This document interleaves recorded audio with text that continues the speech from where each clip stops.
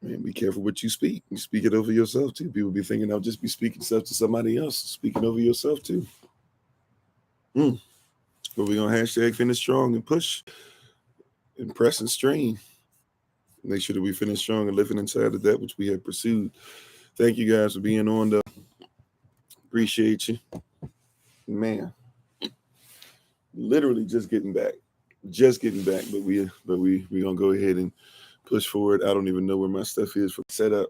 So I'll be holding stuff with my hand. Those who are on YouTube, forgive me if my hands get in the way. Um, it is what it is, though. But the words of my mouth and the meditation of my heart be acceptable in Yahweh's sight. He is our strength and our Redeemer, and it's in His name, which is His authority, that we pray, praise, proclaim, project, and protect today's message. Amen. We're going to do something a little different, and I'm going to kind of combine subject matters today. So we're going to do this a little different today. And great rising to everybody. Once again, this is Pastor Kofi, Pastor Servant of Christ, but we're always changing lives one mind at a time by being a voice to the voiceless and speaking the unspoken.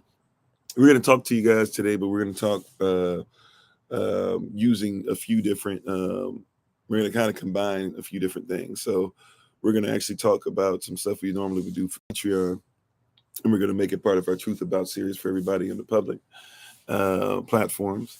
And hopefully you get something out of it. I praise y'all once again. We praise y'all for my wife, the Honorable Maya, who lives a life that's able to be honored. Check her out on TikTok, YouTube, and website, and Pinterest at Bloom and Flourish, not A&D, the letter N, Bloom and Flourish. She's a healer, herbalist, chemist, and biologist by degree. We thank you so much for supporting her mission, which is the mission of making sure that the diaspora is healthy. And we thank you for your support. We thank you for your patience with us. I have been fighting, just trying to make it through, dealing with family stuff, dealing with passing away of family, dealing with others who are dealing with death, dealing with just trying to get back here. We made it back. We're starting to slowly make it back. But even if I might be honest, this is usually a slower season for us financially. And we kind of put a lot of money into a lot of different things and helping other things and stuff. And it's just been a lot of stuff going on. But we praise y'all. We finally, like literally, it's taken us technically we were supposed to be back here, I think last week. And then we ended up staying another week so we could do another coat drive and some other stuff that we knew was necessary. And then we had some deaths in the family and some stuff and all this stuff. But we praise y'all. Finally made it back. My goal has been, I've been telling y'all, I've been trying to take a break from the season of travel because I need it. When I tell y'all I need it, like my family trying to break down and stuff, but we praise y'all.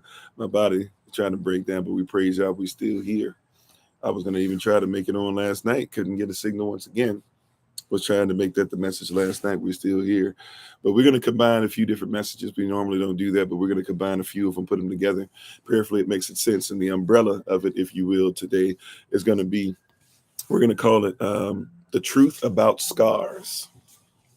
That's where we're going to start today. The truth about scars. The truth about scars. All right, so we've been doing this Truth About series, going a lot of different ways. I want to tell you the truth about scars. And this really goes from something that was intended, once again, to be for early rising Bible study session. But we're going to kind of combine some different things and make it work out, because we talked about the truth about America. We talked about the truth about Revelation. We talked about the truth about, so many different items, so many different things on our playlist. Go on YouTube to check out the playlist to be able to catch up with our Truth About series. But today we want to talk about the truth about scars, because if you can look for the scars, then you'll be able to see where things happen. If you can look for the scars, you'll be able to see where things happen. It's important to note that, like, if you can look for the scars, then you'll know where things happen. And that's a big issue for us, is that everybody wants to talk about, I don't see color and this and that. Okay, fine. Look for the scars on the body. If you say we're one body, then you should look for the scars. Scars show us, they denote, they are proof, they are evidence that something has taken place, and that you better be aware of that something that's taken place, right? And hopefully, and especially if it's a bigger scar, it usually will be, there was a bigger story.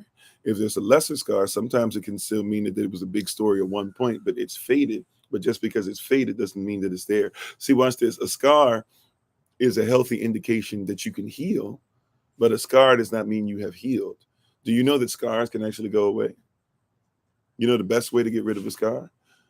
And I'm sorry, before we get too great into this, welcome to everybody again. Shalom to everybody. Peace. How you doing, Big Brother Thomas? How you doing? Was it Blue Strip? Okay. How you doing, Coco? Sister Kimberly, not Brother Naya, Keith, Jet the 426, Tree by Living Water, King Kong. Thanks for being part of the community. Minister Morel, Aphrodisiac. How you doing, Jesse? How you doing, Alonda? How you doing? Is it Mellow Mel? Hopefully I'm saying that correctly. Are Kanye and Kyrie right? Well, okay, we can possibly get there when we talk about these scars. Bam, how you doing? Hey, what's up? I don't know if I'm saying this right. No Panic Zone. How you doing? Thanks for being part of the community. Ashley and Alonda and Zod 1GL. Damn Zod 1GL. How you doing? This is Sharice Dream Dragon. How you doing? Hello to everybody. If I'm missing your name, please forgive me. Gigi, I think I meant to miss you. Sister Austral, hello, praying for you. Hope all is well. Kentrail, Big Ock, Money Green, Laura's Apothecary. I think I got everybody. If I didn't get your name, please forgive me. Charge it to my heart, my head, and not to my heart. How you doing, Sister Miko? Sister Barbara's on. Oh, today's your born day. Happy born day, Aphrodisiac. November 1st. First day of November. That's awesome. I got family who my sister, her born days in 5 days. Today's the 1st, right? November 1st. So her born days in 5 days. So praise y'all. It's a great time to be alive. How you doing, Shabbos? Ashley, hello. So here we go. So we want to talk about the truth about scars. The truth about scars. And like I said, forgive me, I'm literally just getting back. It's been kind of rough period for us or whatever. We're literally just getting back here. Like a trip that usually would take a long trip, but one that would usually be done in a day has taken like 3.5 days. So just if you can lift up my family and lift me up, I'm gonna do my best to make it through and push and press and strain. But at least now we're back. We can start focusing and we can relax, and I can take months off of travel, which my body needs and my family needs right now. But the truth about scars. So if I were to ask a question, how do you heal a scar? What's the best way to allow a scar to heal? Let's just, now that we've finished that, how you doing, Sister Rhonda? How do you heal a scar? Somebody help me. How you doing, Anubis? Somebody help me in this lesson for today. How do you heal a scar? And thank you for that, Dream. Appreciate it. Time heals, okay. Some people cover it up, right? Oh, see, I see one. I'm a whole. I see you. I will let everybody put something up, but you got it, right? Self-love with patience, just trying to keep it together. How you doing, Brother Vincent? Right? How do you heal a scar? You heal a scar. Ultimately, every scar in your body will be healed or can be healed through fasting. Somebody said to clean it. Okay. I'm sorry, YouTube. You guys come back a little bit behind everybody else. I'm sorry. But to clean it, yeah, of course. Right? How you doing, Sister Deborah, Miss Mac? Right? So the best way to heal a scar is to fast. Now you should clean it before it becomes a scar. If it becomes a scar that's not clean, then we need to make sure that we take care of that, right? Matter of fact, you might want to make sure that you have more cayenne pepper or something in your diet that helps not only to thin blood, but will focus on clotting the blood, maybe even nicotine, which will help to clot the blood as well, right? Physical or mental, we're dealing with the same mindset. One of the best ways to heal from a scar is to fast from it, because the word fast means to literally to not partake of it, to find ways to not partake of it. You got to heal from it, of course, and then once it heals, you have to find ways to not partake of it. See, because as you feed your body, or even as you feed your mind, you feed anything attached to your body. If the scar is on your body, then the scar is fed. This is reality. A lot of people don't know, because a lot of people have never done 40-day fast or something like that. But do a long fast, and you will discover that your body begins to eat. Your body gets to a point to where it says, I must continue to eat, but nothing's coming in my mouth. So it will start eating anything that shouldn't be there. It'll start eating fat at some point, right? The unnecessary fat. Your body knows not to go after stuff that's necessary, but your body will start eating fat. How you doing, Sister Bree? Your body, how you doing, Minister Shante? Your body will start eating uh your body will then even get to a place to where it starts to say, okay, I'm going to eat bacteria that doesn't belong here. Your body will begin to start to eat disease after a while, right? Your body will go and do all these different things, and then your body will say, you know what, these scars on my body, they don't need to be here either. They're not necessary. They're not original. They're not part of my original journey. They're not something that's there, right? Yeah, fasting would starve cancer cells. Matter of fact, would eat the cancer, right? Your body would literally say, we've got to eat it, because it doesn't belong. So right. And then you have to be careful, of course, because if you fast too long, some people fast too long and they haven't prepared their bodies for fasting as well before they do it. So I'm not going to go into deep stuff about fasting today, but let me go ahead. I'm not up here talking about I'm here to cure you of anything or whatever, but I'm here to tell you just some things you might not be aware of. But also too, let me just throw this out there as well. If you fast too long, you make sure that you know how fasting works. If you fast too long, what will happen is your body says, okay, I'm going to eat muscles now. Your body says, okay, I'm going to start eating organs. If you're not careful, I'm going to shut them down because there's too much energy being used in the body, right? But but what we were talking about pertaining to scars today, how do you, right? We're talking about the truth about scars, right? Pay attention to the scar. Oh, longest you went was 14 days. Yeah, congrats. A lot of people never even gone 14 days, right? Not purposefully. Some people have, but it hasn't been on purpose, right? But the truth about scars, right? Today is the truth about scars. We want to talk about the truth about scars because we've been carrying some things, and what we're told is don't talk about it, forget about it. It doesn't matter. Why are you talking about it? Why are you bringing it up? Why you have a victim mentality? And the reality is that there's a truth about where that scar comes from, and the only way we get rid of the scar is to make sure that we fast from whatever we've ate. So if I've ate certain things and kept feeding the scar, then maybe I should stop eating those things and I should refrain from some things so that the scars can go away.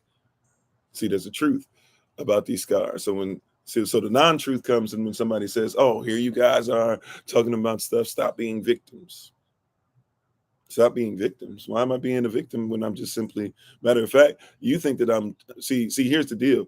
You think that because I'm speaking something that I have a victim mentality, but you won't even just look at my body, whether I speak it or not. If I've got a scar that goes from my cheek, right? If I've got let's say somebody tried to cut me, and it goes from my cheek to my, to the bottom of my jaw, whether I say anything or not, the scar is seen, and for whatever reason, just like we do with real people, because we're so shallow, or real scars, as far as physical scars, a lot of us are very shallow.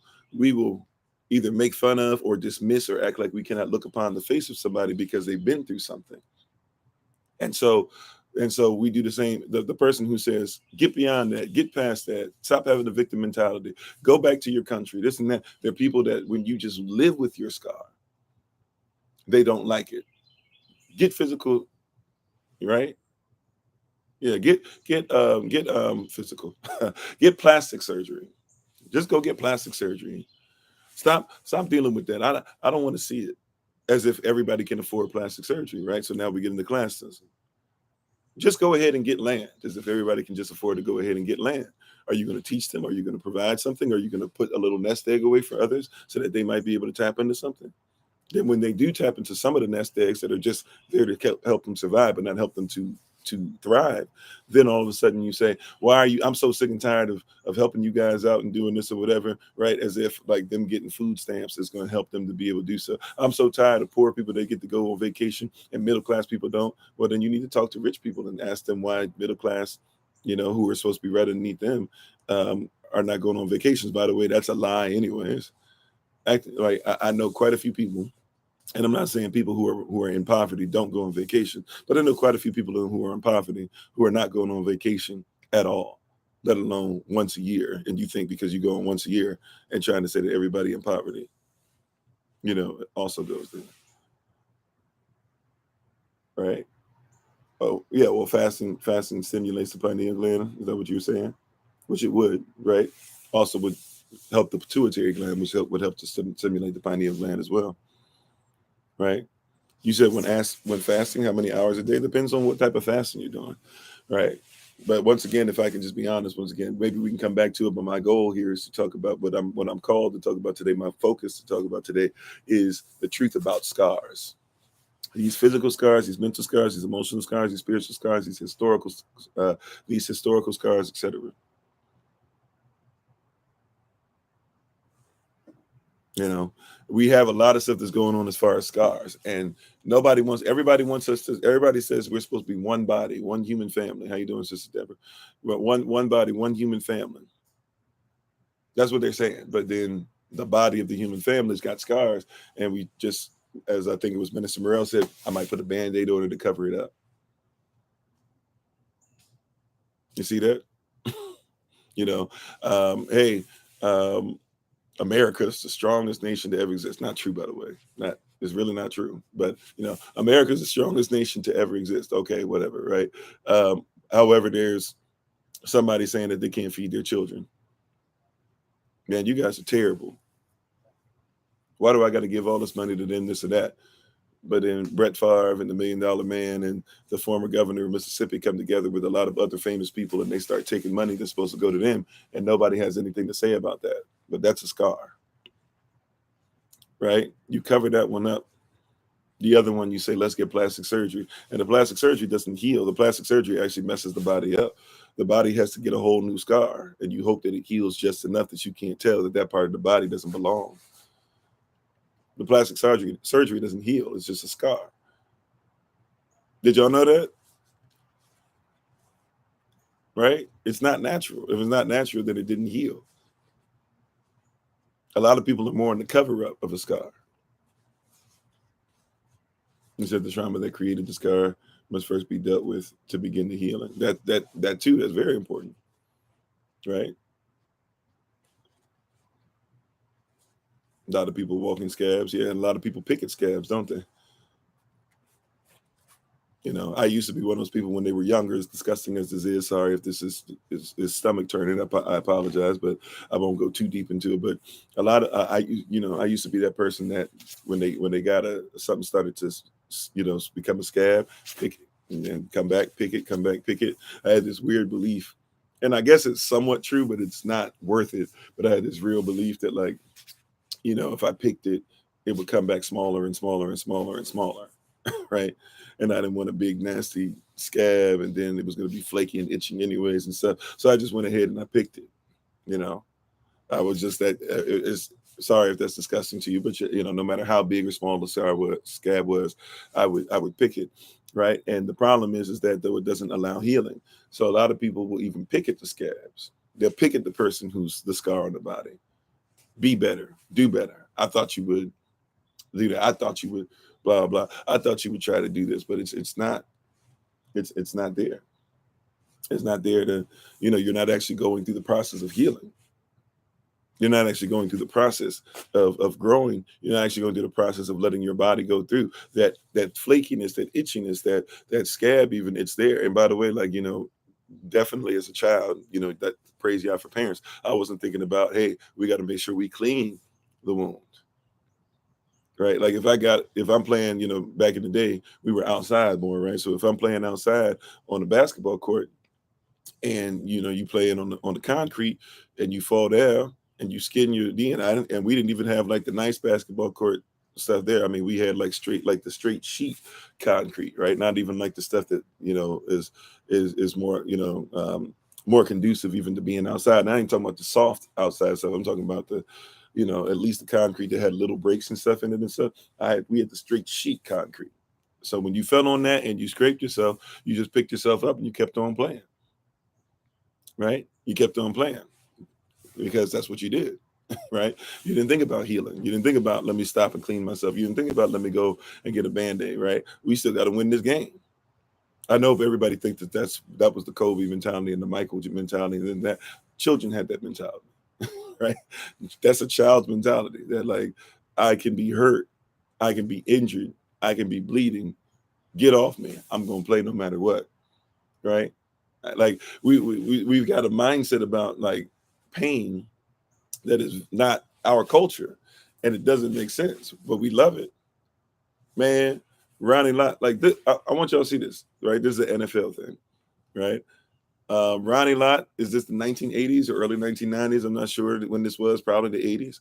Ronnie Lott is famous in football lore because of all these people who like to worship these football deities and gods that they've made up, these American football gods and deities they've made up, right?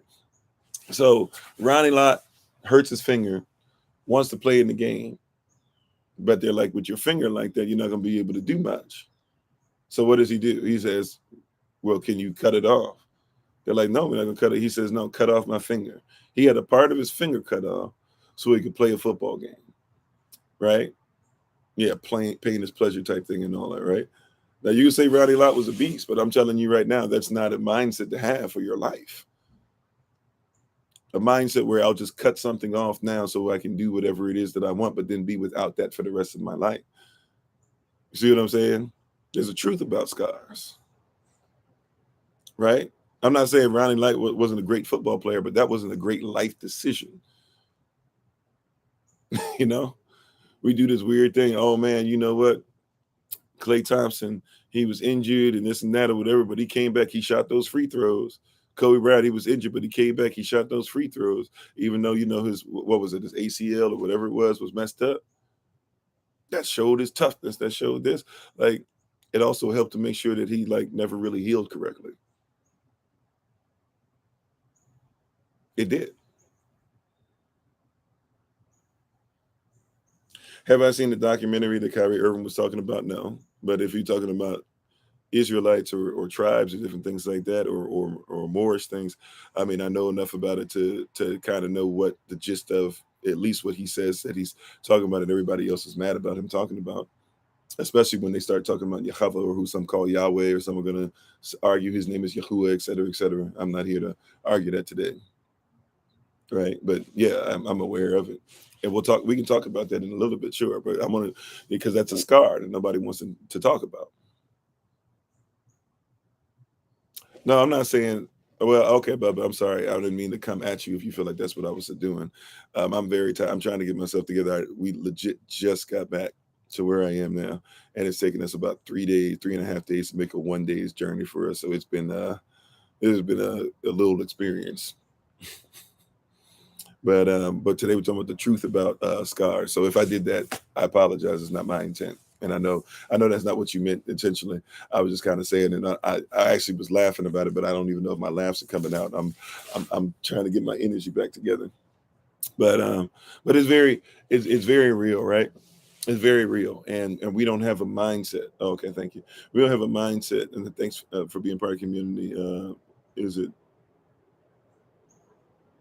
I don't know how to pronounce it. North Bink. I don't know. North Avid Bink. I'm not sure how to pronounce it, but how you doing? Hey, Sister Cynthia. So yeah, so it's very interesting and very I don't even know what the word, like, the truth about scars is something that when you start seeing them, you have to be aware of it. Any of you guys remember the character Scar? The one from the Lion King, that is. I guess there's other people named Scar. But in the Lion King, there was a character named Scar, right? And he was named Scar, right, because of what was on his face. The word scar actually means something different, where it actually talks about sinister stuff, but in that culture. But he was named Scar. He was named Scar. All praise to the Most High. Welcome on. He was named Scar because there was something that had happened. Now, really, if you see where the scar is, you can actually start to look at the story of the Lion King a little different. I'm just trying to show you something, right? I'm not saying we're going to talk about the Lion King the whole time, but I want to use this as an example. And then when we start looking at the scars, biblically, the scars as far as historically, the scars as far as emotionally, psychologically, but I want to show you how you'll watch stuff and they use scars to make you more emotionally attached to a story. And you have some of you would call it the subconscious. I don't really do subconscious because that's more for Greco-Roman philosophy. But nevertheless, you would call it the subconscious. People subconsciously get you to do things. When they put a movie together, they do things because they know that you've signed up for things that are not correct. Yeah, first step is acknowledgement. Okay, yeah. So like they they you said should you be sitting down. So watch this. Watch this, right? Fatigue can leave scars, sure. So watch this. How you doing, Eugene from the D? I see you. You'll have this thing that happens where um they know that when you go to watch a movie, what you've done is you've paid your money. Some of you would say you paid good money to be able to make sure that you go see this movie. And what you're going to do is you're going to do something called a suspension of disbelief. Yeah, programming. Yeah, Mufasa be the brother to be king, right? But you have something called a suspension of disbelief. So when you go into a movie, they already know that you signed up to suspend your disbelief. It's like those of you who are professional wrestling fans. I kind of sort of used to be one. I am one still to this day. I study it a lot, actually, behind the scenes stuff, because professional wrestling within itself is a wild thing on how indoctrination works. If you actually see how all these wrestlers live, but nevertheless, like when you sign up for that stuff, you know it's not real, right? But you signed up to what? Suspend your disbelief. And you're hoping these people are going to make it look real enough that you can kind of say, okay, I'll go with it. I'll roll with it. Right. Shalom, how you doing, King Kong? How you doing, Dennis?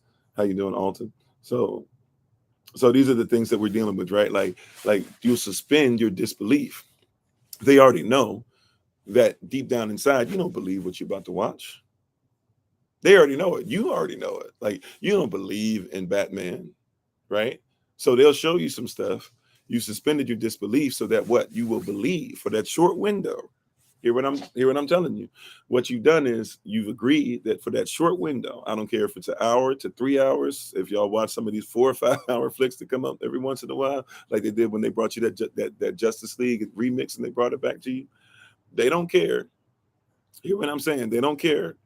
Whatever whatever it is, and you're saying you're signing up. How you doing, Ernie's Heart? You're signing up. You don't matter. It doesn't matter what it is. You've decided that you are going to, for that little zone in your life, you decided to open your mind, open your gates, open the door, open your heart, right? All these things that you think with, right? Man, I don't think I like that. I don't know. That's feeling your whole body being intimate with it. I don't know if I believe that. That's literally talking about even down to your loins. If you know something, you're intimate with something. I got a gut feeling about it. Well, if you watch the movie now, they're going to try to do things to get you to have a gut feeling about something, right? I don't feel like that. Your hands. I don't know if I want to walk down that path. Your feet, right? You're watching something. You're thinking about things with your whole body. Do I allow live chats? Am I on late afternoon? Do I allow live chats? Do I allow people to be on? It depends on what you're talking about, because I'm very focused on the subject matter. But if you got something real quick, depending if you can just put it in the chat and let me know, then possibly we can have you on. I'm not sure exactly which part you want to talk about, though. I got to be very protective of this kind of platform because of what it is and who we represent. But I don't mind questions, comments, concerns, and stuff. Sure, if that's the question. I don't know if that's the question you're asking. But we're on every rising at 8 a.m. Eastern New York time. At least try to be. It's been very rough for me these last couple of weeks. But we try to be on every rising at 8 a.m. Eastern New York time. We try to be on every evening or weekday evening at 8 p.m. Eastern New York time, except for Wednesdays when I take a day off. Actually, tomorrow I'll be on the live tomorrow at 8 a.m. So I will actually be on tomorrow on the rising, just to give you guys a heads up for that. Right. But yeah, so where were we at? So yeah, when you go watch a movie, they're trying to get you to do something called suspension of disbelief, right? They're trying to get you to do what? Suspension of disbelief. They're trying to get you and I to suspend what we believe or what we don't believe. That's the only way you can really watch a movie and say it's a good, bad, whatever you call it movie, because you have to do what? Suspension of disbelief. And they know, they've timed it. They know how you work. Have you notice how, like, when you were smaller, and you'd see like Amblin or you'd see Universal pop up or all these different things, it wasn't as long as what they are now. They kept getting longer and longer. You know why they do that? And you know why they even come up with Like if you go watch some of these cartoon movies, you got to watch like a Minions presentation first, or you got to watch a short, or you got to go through all this stuff. And you're like, man, I'm just trying to watch the movie. Why is all this stuff up here? The reason they do that is because they timed you. They've studied you and all these things. When y'all get these free tickets and stuff, or you get these tickets where they want you to see a movie and then they test to see if you like the end. And if you don't, they'll change the end and all this stuff. The reason why they do this, they're studying you during that process.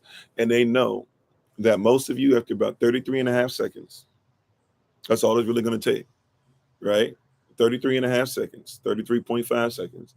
They know that most of you will already have checked out of reality so that you can enjoy this false reality. Yeah, they also plant a lot of thoughts and propaganda in the movies. That's exactly because, and they know you come there. Like when you guys say that you think that a movie is bad, usually what you're saying is that they didn't keep something in their universe together, right? Like, the Star Wars universe is not real, but people argued about the Star Wars universe like it was real. You know why? Because what you did in the first 3 Star Wars, which was what, episode 4, 5, and 6, you kind of went away from, but and you changed the story up a little bit too much, so people didn't like episodes 1, 2, and 3. But then, however, and then all these things coming up, it was better technology, it was better virtual reality. But you have other stuff come up, and now in episode 7, 8, and 9, they feel like not only did you repeat everything again, but then you basically like changed stuff up, and you did things that weren't conducive or that didn't flow correctly as far as the current, right? The story didn't follow the same plan, the same blueprint that it did for episodes 1 through 6, and even the episode that they had with it's not an episode as far as the stuff, but what was supposed to be part of canon that happened, when they went and got the plans for the Death Star and all this stuff. Like you kind of like crapped on all that stuff or whatever all together, and then you kind of threw Emperor Palpatine back in there, and all of a sudden, like, people started getting mad and frustrated about all these different things, right? Like, why did they get mad and frustrated? Not because it was real, but because they suspend their disbelief. And when they suspended their disbelief for episodes 4, 5, and 6, they came out with a new canon. Y'all hear that? Right? When you suspend your disbelief long enough, if you're not careful, you can come up with a canon based off of a disbelief, right? Because you suspended your disbelief. So now you have something you would have never believed, but since you signed up to suspend your disbelief, you now believe the non-believable. Right? You have a new canonical viewpoint. Yeah. You have a new Bible you live by. How you doing, Sister Betty? You have a new God, right?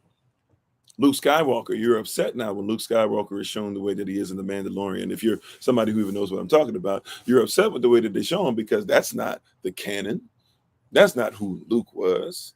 Why would he do that with little Grogu, or who y'all call Baby Yoda, if you're not aware of who Grogu is in the series? You said they also have to adapt new generations and mindset. Yeah, and try their best to.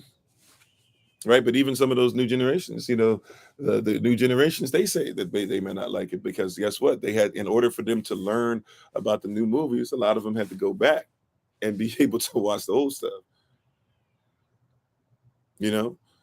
But these canons, this canonical viewpoint is extremely important. But I get what you're saying, especially with children. They have to give something for the babies to be able to watch, right? But they're trying to get everybody to come into a new mindset, which means what? After the first 33 and a half seconds, usually there's not going to be anybody left in the theater that is there looking for what is believable anymore.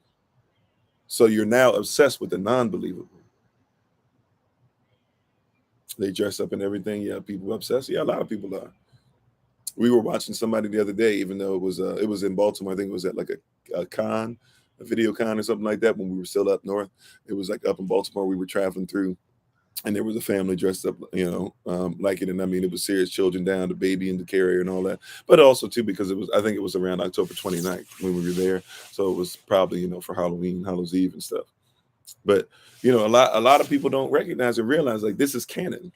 That's why they legit call it that, by the way. If you read comic books, you know that there's comic book stuff that is part of canon and that's not part of canon. If you read Spider-Man, you have to realize that's one canon. But if you read The Amazing Spider-Man, you have to realize it's another canon. If you're talking about Miles being Spider-Man, right, then that's another canon. You have to actually know the canons. You have to know if they restarted the canon. That's one of the reasons why people don't like X-Men movies. I'm trying to just show y'all some stuff before we start getting into this historical value and bring this stuff together. They do this all the time. The same people that are shaping your minds in the movie theater are the people who are shaping your minds in, are shaping your minds in school and in prisons, and when you vote and when you buy things. It's the same people. They shape your minds when you go to the basketball game and the football game and the American football game or the soccer game, and MLS, MLB, NFL, NHL, NBA, WNBA, right? Whatever it is, they're shaping your mind and shaping your reality. The same people, right? The same people who tell you you shouldn't believe in the canon of the Bible think that you should believe in the canon of Greco-Roman deities. You think that's foolish, that's not true. They just tell us about it, but they don't think we should believe in them. Well, why is it that they can tell you about that in school, but they can't tell you about the Most High? Why is it that you can now watch this? I just want y'all to think about this. You swear up and down that it's not about suspension of disbelief and believing in what you normally wouldn't believe in. But you can't believe in Superman without actually changing up the story of Moses. Did you know that? Because when you read Superman, it was two Jewish guys who changed up the story of Moses and turned it into a Superman story. And you're just not aware of it because you didn't read it through the proper culture, through the proper lens. The truth about the scars. When you look at that Superman thing on the body that everybody has that has influenced so many people in the body, you're not even thinking that that's a change of a biblical story.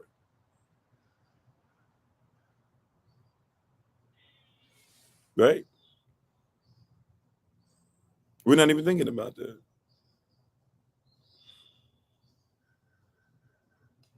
I didn't know that about the Lil Wayne piece. I got to go back now. Right? But we're not even thinking about that. Why? Because we've suspended disbelief. Right? We usually walk around trying to figure out, is it believable? Is it non-believable? Same true with Goku. I mean, we can talk about Goku with the tail, monkey's tail, and all that stuff, and how his hair stands up and stuff like that, or whatever. Right? Like, there's a lot of stuff we can talk about with that. Very true. Which, by the way, even if you talk about that, that's even the deeper story because you're talking about that one drop rule. Because you can't be a ninja, or you can't be even a samurai. Supposedly from Japanese people, a true ninja or samurai has to have at least one drop of black blood. That one drop rule is a little different. Right? But we don't know that, right? But we can even get into that if you want to, right? So like they're putting this stuff in there, and what you call the subconscious, they're putting that in there to where there's a lot of stuff happening subconsciously that you're not aware of. They have to put things that you believe in there, but they have to do it through a prism that you don't believe in. They have to give you a culture you don't believe in, but they also have to give you just enough of truth, because every lie is based off of truth. This is the way truth works. If something's true, it doesn't matter if you agree with it or not. It is what it is. If something's a lie, we got to figure out a way to get you to agree with it.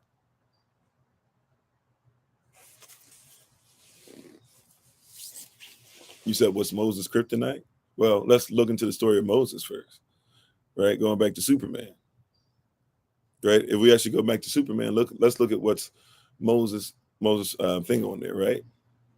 So so where what is Moses' story?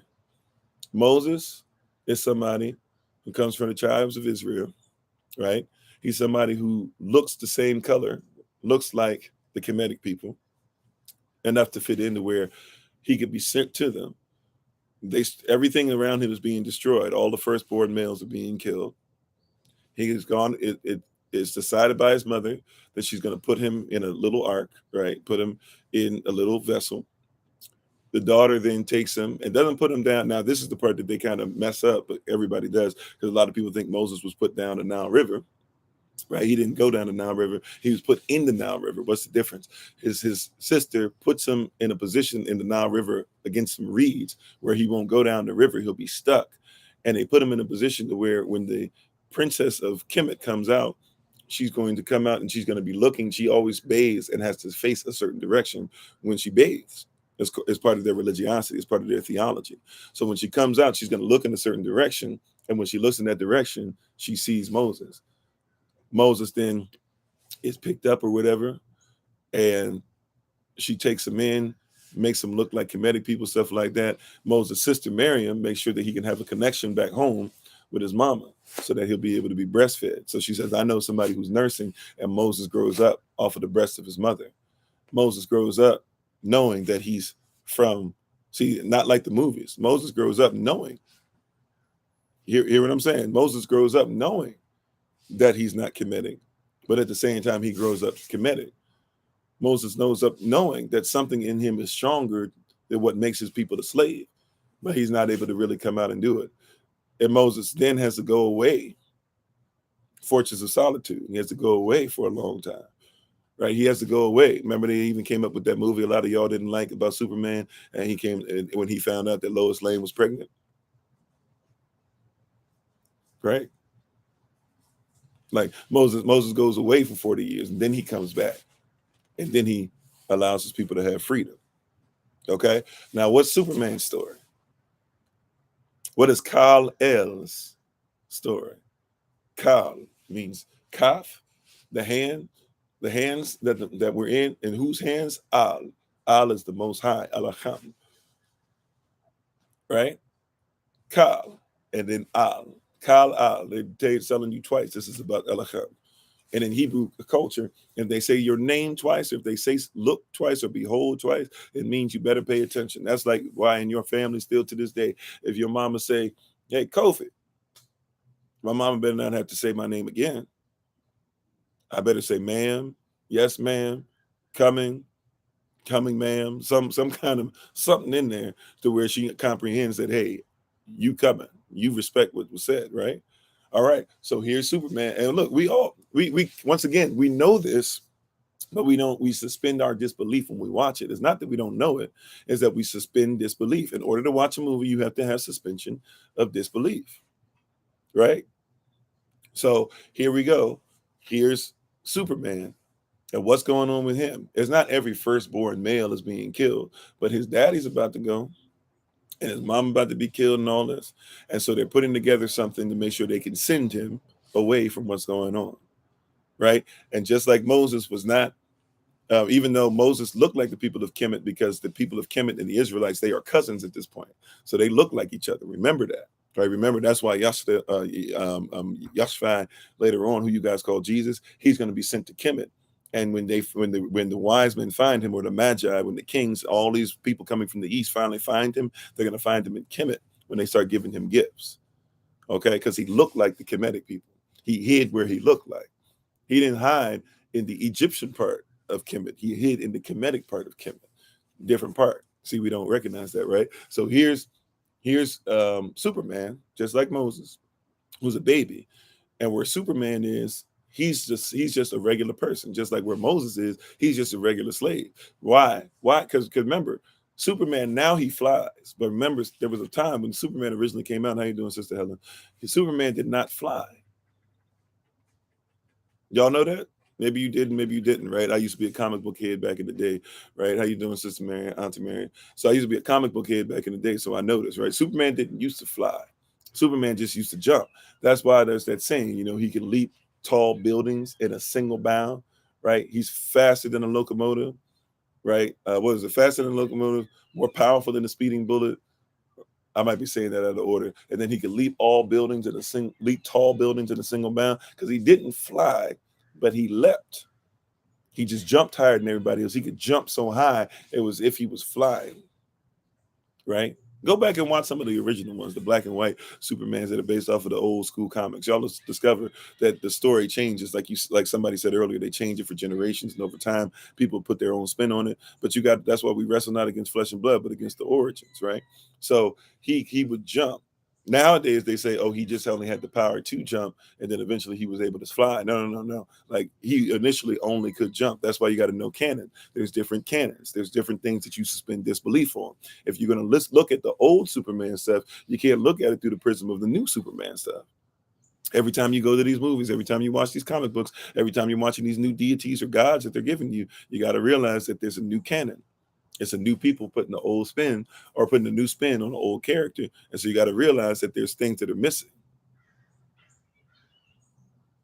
Your husband was in the comic books as well. Okay, yeah. So I'm just trying to tell you. But anyway, the reason why I'm saying that, whether we agree, disagree on whatever. I'm not trying to really argue about comic book stuff, but I'm trying to get you to see the suspension of disbelief, those scars that are part of your body, that Superman scar is part of the human body that seems to affect everybody. Everybody loves Superman, but you don't know what the story is about, the truth about these scars. So this Superman thing, for example, Superman, why is that important to know? Because if he had grown up and had been able to stay on his home planet of Krypton, right? Over there, he would have just had regular abilities. He would have been like a regular person. Why? Because supposedly what they say is the theory of what they put in the comic book is that gravity was supposed to be much stronger on his planet, right? They're using these scientific cultural perspectives to be able to give you a story. So gravity is supposed to be much stronger on Krypton. So he wouldn't be able to do all these things. He would just walk and talk and jump like a regular person. They didn't have the ability to fly and all that over here. Matter of fact, when you watch when they have the newer Superman, I think they do it in the old 80s Superman or 70s Superman, whatever that was too. But when you watch these people that come from Krypton, they actually get to Earth and they realize that they have these superpowers. The ones that are against them, the one that got locked up, is it Zod or whatever his name was, right? And they have a fight. He has to learn, General Zod, whatever his name was, he has to learn that he has these powers. He has to learn how these things work. He learns that he can actually like do the same thing Superman does, and he learns how to control them really fast. Yeah, even the canon of evolution, right? We've talked about that plenty of times. Maybe that pops up again too. It normally does.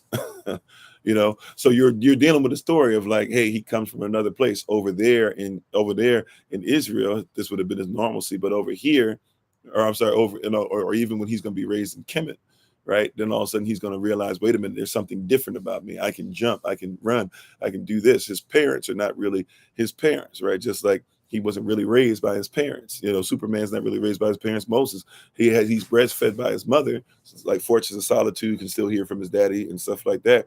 But reality is he's raised by somebody else. He's raised by this Kemetic woman, right? The sun gives him powers. I mean, we can talk about that as far as melanin. Sure, I think that goes either way for both the Kemetic person and the Israelites, since they're the same people, basically, at this point, especially Moses. But we could say that, of course, yeah, melanin affects things. The sun gives them power. When you're even talking about, the things that are there as far as like kryptonite. I think we do kryptonite. Like people be looking for Superman's personal kryptonite. I think you have to look at what was the Israelites' kryptonite, right? Like because Krypton is this place where all of a sudden it's there. And some of the same things that make you stronger are also some of the things that make you weaker. But what are some of the things that make those of us that are going through the curses today that make us stronger in our own communities but make us weaker? Remember, matter of fact, I think we've answered that already. It's hard for me to go back deep into it, but we talked about the quote that was made by the comedian Al Sadiq, and what you was talking about, crabs in a barrel, and he was talking about how we get this thing wrong and that we think that it's because we're bad because we're trying to hold each other down. But the reality is crabs don't belong in barrels, right? It's the environment. So like if you put us in our environment, coming together and holding on to each other is what makes us strong. You put us in a bucket, we do the same thing, but in a bucket, coming together ain't really going to do much. We got to make sure we get outside that bucket first, outside the mentality, right?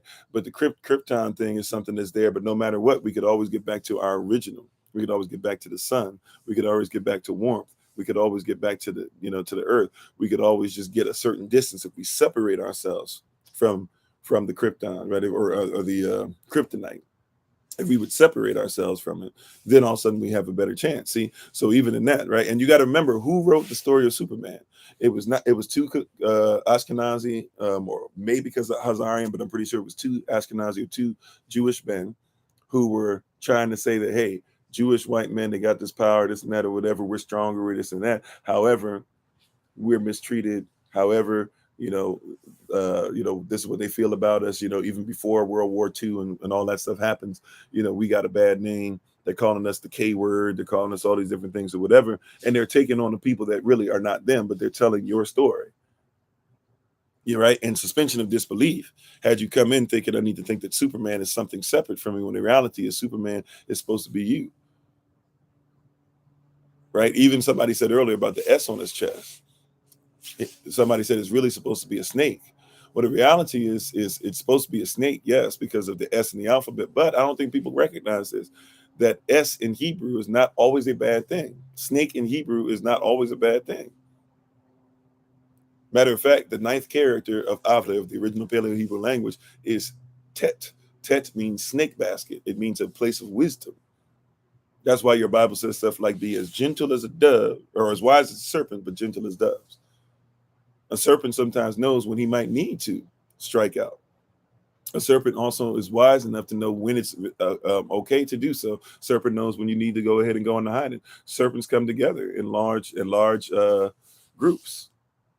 Serpents are wise enough to be right there, but at the same time, you never know they're right there, right? But also be as gentle as a dove. Don't just go around doing these things willy-nilly, right? The problem with the dragon, which is not even saying he's like the serpent, but if you want to call him the serpent, right? The serpent or this dragon, this serpent is trying to be wise in his own eyes, right?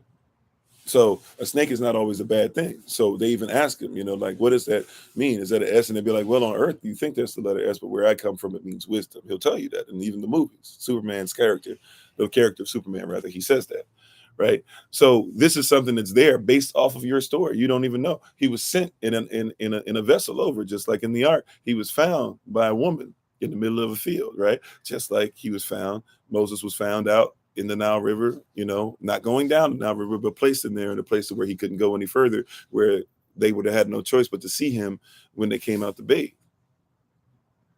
Right? Like this, they're telling the same story, but you go in there once again with a suspension of disbelief, right? But all these things are going on in your mind in order for you to think that Superman is endearing. Why is Superman endearing to you? What about his culture has anything to do with you? What about where he works has anything to do with you? You know what has something to do with you? You know that story already. You have a DNA memory that goes back to Moses. You have a DNA, you have a canonical viewpoint that even if it's not 100% correct, you heard the story over and over and over and over and over again. Right? You've seen this so many times. You've read it so many times. You worn it for Halloween. You've done all these different things so many times that when you watch it, some of y'all even did the Halloween thing in your church and you dressed up as Moses. You just called it Harvest Day so you could hide what y'all were doing, or your parents could make you feel it was okay for you to do. But you've seen this. You've seen plays. You watched the movies. You watched the Ten Commandments. You watched whatever the one is, the one that the brothers did. I always forget the name of Prince of Egypt. You've seen it so many times, even though these things aren't even correct when they show them in the movies all the time. But you've seen it so many times that, hey, man, you don't have no problem with it. Right? So Superman, all they did was tell you the same thing and got you on the same stuff. And that was it. Matter of fact, it's interesting if you think about it, even if you want to go from another levels, right, of argument, that you'll see that the Krypton, the kryptonite, excuse me, is the color green. And Yahshua tells you that you cannot serve both Elohim at Mammon, right? You have to either love one and hate the other.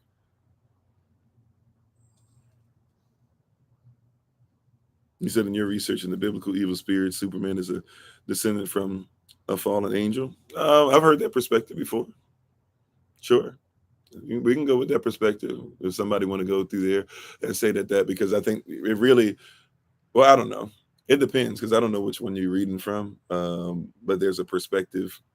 Maybe we can talk about it. I'm overdue talking to you anyways, but maybe we can talk about it and I can get your perspective more so, because I know there's a perspective too and usually it's more Greek kind of perspective, like, because the fallen angel thing once again. So we go to all, like, a lot of people do this thing where it's like all the fallen angels are where we get our gods or deities or neters from.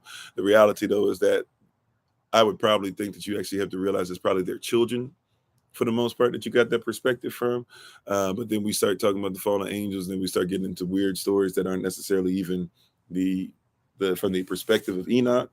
But we'll talk about Enoch and try to use that for it. So I don't know, but what I mean, and I guess you could say this. So I guess if you're saying that Superman holds certain values in as far as like his speed or the fact that he can fly or the fact that these things or whatever, like I said, depends on what canon even you're dealing with Superman. Remember, every Superman that you talk about, there's at least 3 major There's many different ones, but there's at least 3 major Superman canons that you even have to follow. Like, for example, here's some of the minor ones. Did you guys even hear about? I never really watched the whole movie. I've seen pieces of it, but did you guys ever watch? I don't know what it's called, about the Red Superman, but they showed him as like his life growing up as a boy, and he becomes evil, and that's based off of Superman. Actually, there's a canonical viewpoint that's more minor as well, but there's a canonical viewpoint where Superman is supposed to be Russian. So he's not American, but he's Russian. So there's a version of Superman you can read about and watch to where he's Russian. Like, it gets these different perspectives and canons where it's kind of difficult to keep up with. And and it's the same thing, like with all these different versions of canon that was original before then. So for me, it's like, which one are we talking about, right? So I could agree with you as far as that perspective. I don't know which particular one. That's why I make it a point to say I don't know which particular one, because it might be one I've never read. So before I were to say yes, no, I agree, disagree, wholly, I don't know. But there's like so many canons of Superman. It's like there's so many canons of Batman. Like, where did Batman originally come from? Batman originally comes from, just stay here in the Americas, go down south some, and he was what you would call a god. He was a god. Yeah, that's why we even talked about Kal-El, right? It really be Kal-Al, right? You're talking about Elohim, right? That's where his name comes from. But even Elohim, if you're talking about false Elohims or false gods or whatever, that could be just about whatever you want when somebody else's culture comes either. That's why the culture always is saying that. You said his name is the exact name of one of the fallen angels. Yeah, I've heard. Yeah, I've seen people say a lot of the fallen angels' names that we go by, they're not original names either. So that's one of the things that I kind of stay away. But I guess if you got there is one that's Kala. So yeah, like I said, I don't disagree with it. Maybe we'll just say it's another perspective. I don't disagree with it. It's not the one. Like, when they tell the story. So I guess if you want to say how about this? Maybe we could say they're converging many different stories on it. But if you tell the story about it, it's not Kal-El's story as far as, like, I guess if we're saying Krypton was heaven, he didn't, what about Krypton was heaven? So, but that's why I said, like, then we got to start arguing like the comic book and all the other stuff. And that's why I say when it gets into canons, it depends. Like, if there's a canon out there, Superman, that I don't know of, to where he was in a heavenly state and he just came down to make sure that he did these things or whatever. I guess we could say that, especially off of what his father said to him in the Fortress of Solitude. Maybe we could say all that. Just for me, when I read the story, so from a comic book perspective and what the people who made the comic said, it's interesting. But if it's from the Hebrew perspective, well, once again, yeah. So even if we're saying it has to be from the Hebrew perspective, right? Like, that's fine. What I'm saying is when I read it and I talk and I see how he got here, what was told to him, how he was raised, all these things. The fallen angel Ka'al, we don't have anything that says that he was brought here he was put or he was put in the river, put in the ark. He came down.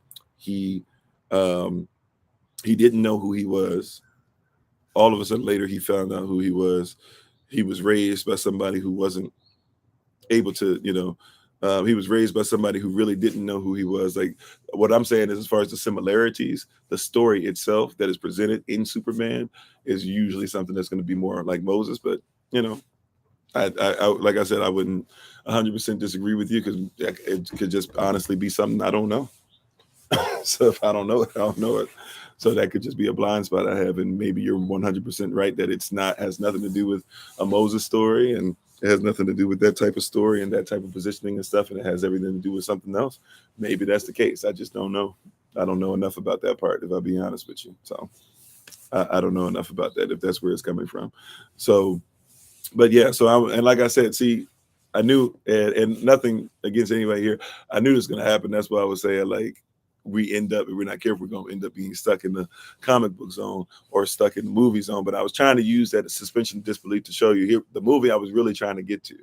And then we can actually get back to the truth about these scars was, okay, hold on. Matter of fact, let me just do this now. Let me see.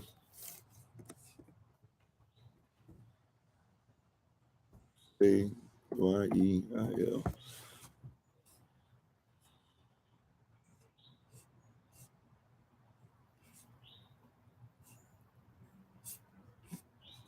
Okay, I'm gonna have to look it up later. I'm gonna see if I can put it somewhere where I can look it up later.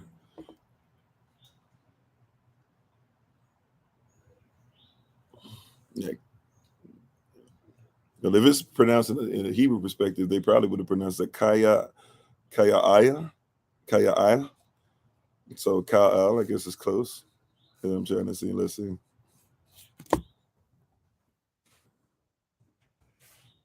Yeah, I'm gonna have to probably do a little of that later. Yeah, it's interesting. There's somebody named Kylie Marie. Y'all probably know who that is. I don't. But Kylie Marie, she got songs about fallen angels and this and that or whatever. So she's obviously playing off of it. But everything that I'm catching, I'd have to do a deep dive into Google later. Everything I'm catching so far, they're trying to, um, you know, have you focus on her. Very little stuff, even in my personal stuff that I have. Oh, okay, I see it. Yeah, I'm gonna have to do a deep dive later, but I see what you're saying. So I'll make sure I try to save that and get into that later on. Because even yeah, but that's fine. Thank you for that. Yeah, I haven't really seen. Yeah, I haven't seen much different than what I. But at the end of the day, like that's fine. But once again, so yeah, so let me say that there. We could be on that all day. Y'all know how my mind works. I can get stuck on something to be there way too long. Am I using Yiddish? No, of course I'm not using Yiddish. Ancient Hebrew, they didn't use Yiddish. They didn't use Germanic stuff. They didn't use any of that. They spoke pure Alpha or Hebrew. So I wouldn't pronounce it the way that somebody would in modern Hebrew because modern Hebrew is a version of Hebrew, just like modern Bibles are a version of the Bible. But anyways, yeah. So I'll get to that. I'll get to that later. Thank you for the.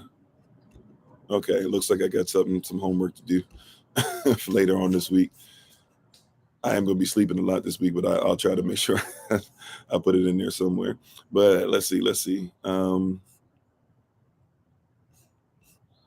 So, anyways, what I was talking about and all this stuff, suspension of disbelief. If you talk about the movie with Scar, you talk about the Lion King, right? And they put all this stuff in there. My point was that, like, if you see how they put these movies together, they're putting all this stuff in there to have you have a long conversation about many different things and all that, and have you in the suspension of disbelief to open up yourself to canon, right? You won't go back and watch another movie if you're dealing with canon,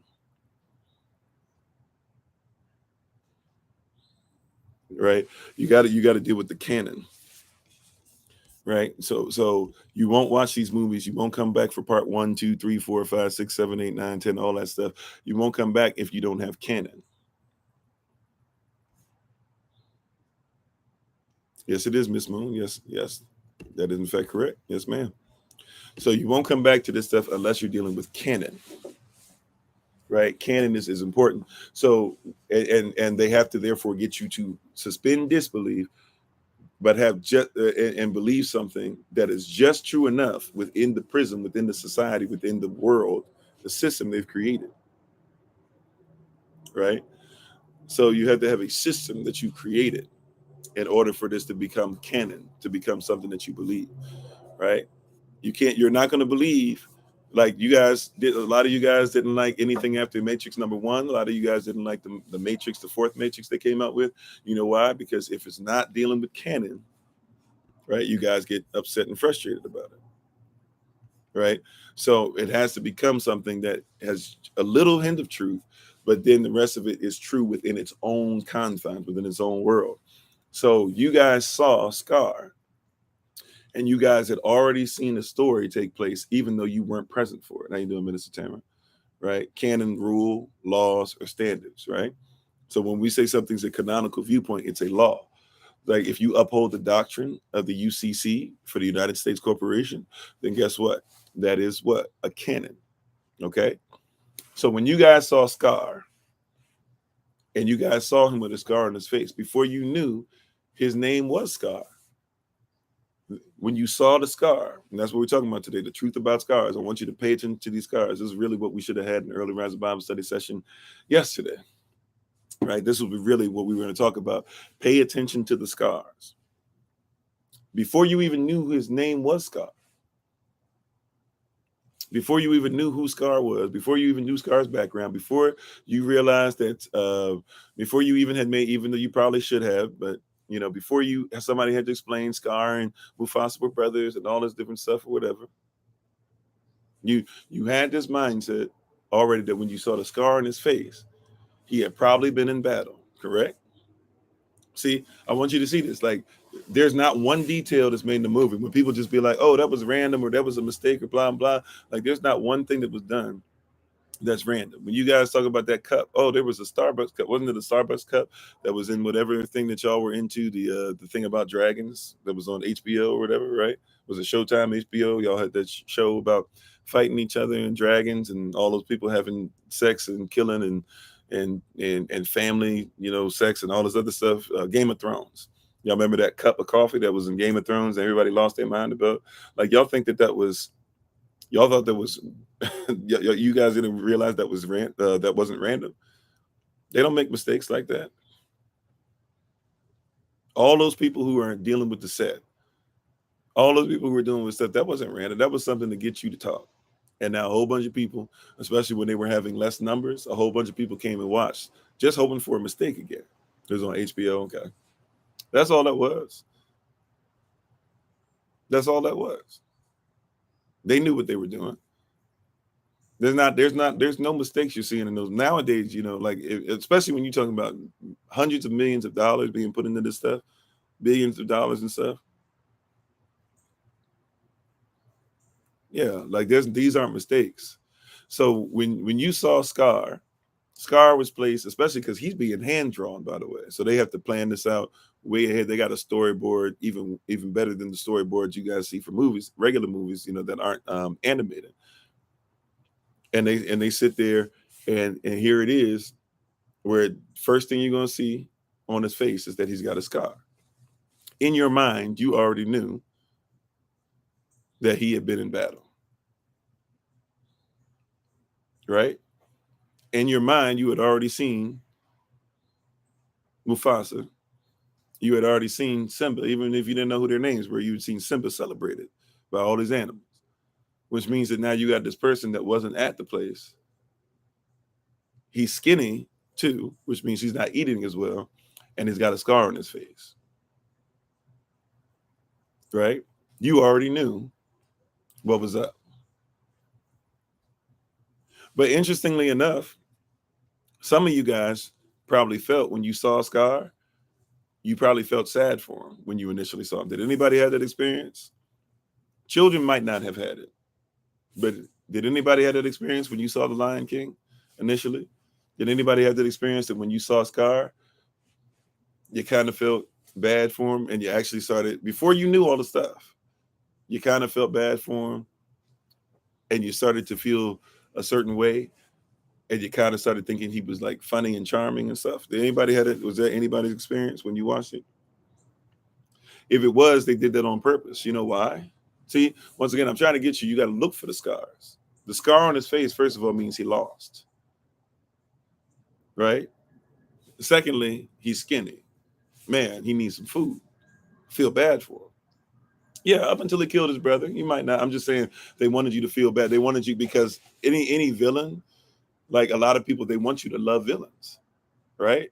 They want you to love the villain sometimes more than the main character, but they want you to actually feel something for the villain because you feel more into it, because you feel like, hey, no matter who wins, I've got interest in both. They wanted you to feel bad about why am I forgetting his name?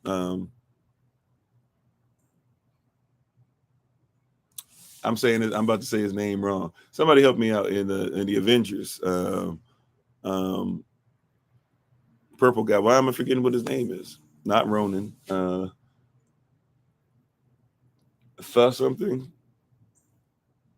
Why am I forgetting his name? Whatever. Whoever the main guy is in the Avengers 3, Thanos, thank you. In 3 and 4, they wanted you to feel bad for him. They wanted you to feel bad for him.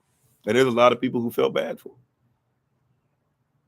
Right? They want you to feel bad for the villain, right? They want you to feel the villain's funny or they're clever or this and that or whatever, right? Die Hard 1, a lot of people love Die Hard 1 because you love the villain. A lot of people like Die Hard 3 because you felt that it was okay because he was trying to kill Bruce Willis' character on behalf of his brother who was killed in number 1, right? Like they do this stuff all the time. So here you are, they're presenting Scar in a certain place. Here's another reason though. This is little things that once again, they know that you know in your nature, right? The Joker, Maleficent, all this stuff, right? There's things that you know in your nature, but that are natural law, but you don't really stay with them. You once again, you suspended disbelief. But here's another reason why they knew that you would like Scar. You ready for this? You ready for this? Here we go. And people are gonna get mad when I say this, but this is real. Do you know that in the wild, usually Scar would have been the dominant one? Did y'all know that? Usually, Scar would have been the dominant one.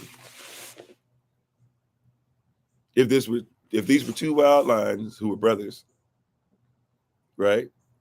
Scar would have been the dominant one. You know why? Can anybody tell me why Scar would have been the dominant one and it would have been flipped over? Anybody know why Scar would have been the dominant one?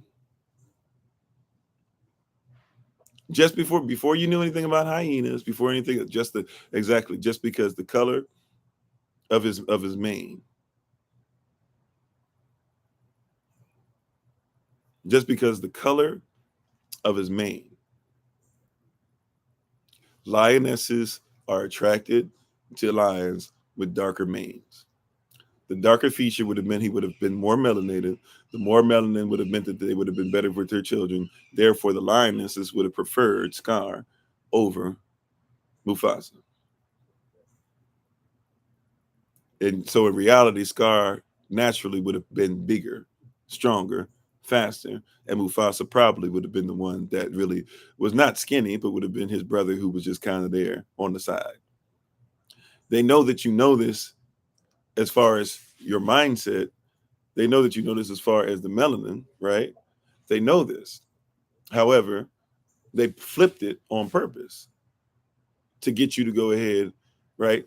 They did it for a couple different reasons. Number one, because a lot of people are so programmed in this white versus black thing that they wouldn't have liked a light versus black, which is weird, like because you ain't orange, but never or red, but nevertheless, they would have thought they were orange or reddish or whatever. So they've been like, oh, I don't like the fact that this guy is more powerful than that guy. And in our minds, if you be honest with it, if I were to give you them, even if you black, because we suspend disbelief, even if you black, if I were to say, hey, this darker person is here and this lighter person isn't, a lot of y'all will have an issue for a second.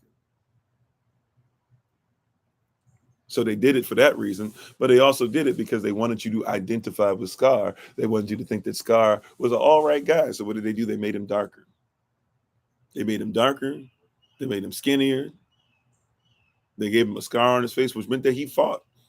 He didn't just give up. He didn't just be like, hey, you got it, bro. He was willing to fight, which means probably, as was brought up by somebody in the chat, I think it was Minister Shantae, at some point, he probably was somebody who was considered to be more attractive by the other lionesses.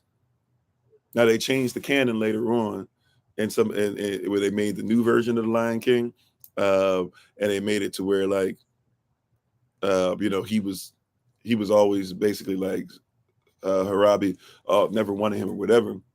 But the reality is like when more than likely when you saw that scar and you saw what happens, especially if you've seen anything dealing with Animal Planet, or back then Animal Planet wasn't a big thing yet, so it would have been like National Geographic, whatever, zoo books, all that stuff. You would have known enough about lions to know that, hey, Scar was probably in charge. Scar probably had a fight. Scar lost, but probably fought valiantly. And now he has to watch everything go on. Of course, Scar is messed up. That's before you know his name is Scar. That's before you know all the stuff. They've shown you the big brother. They've shown you the ceremony. They show you Scar. And Scar is sitting up there having a conversation with a rat or a mouse or whatever it was. Right? They had you look at all that stuff. But if you look at the scars in these movies or in your life or in society, you'll see there's a lot of craziness that goes on. Right? I'm just trying to get you to see. Look for the scars.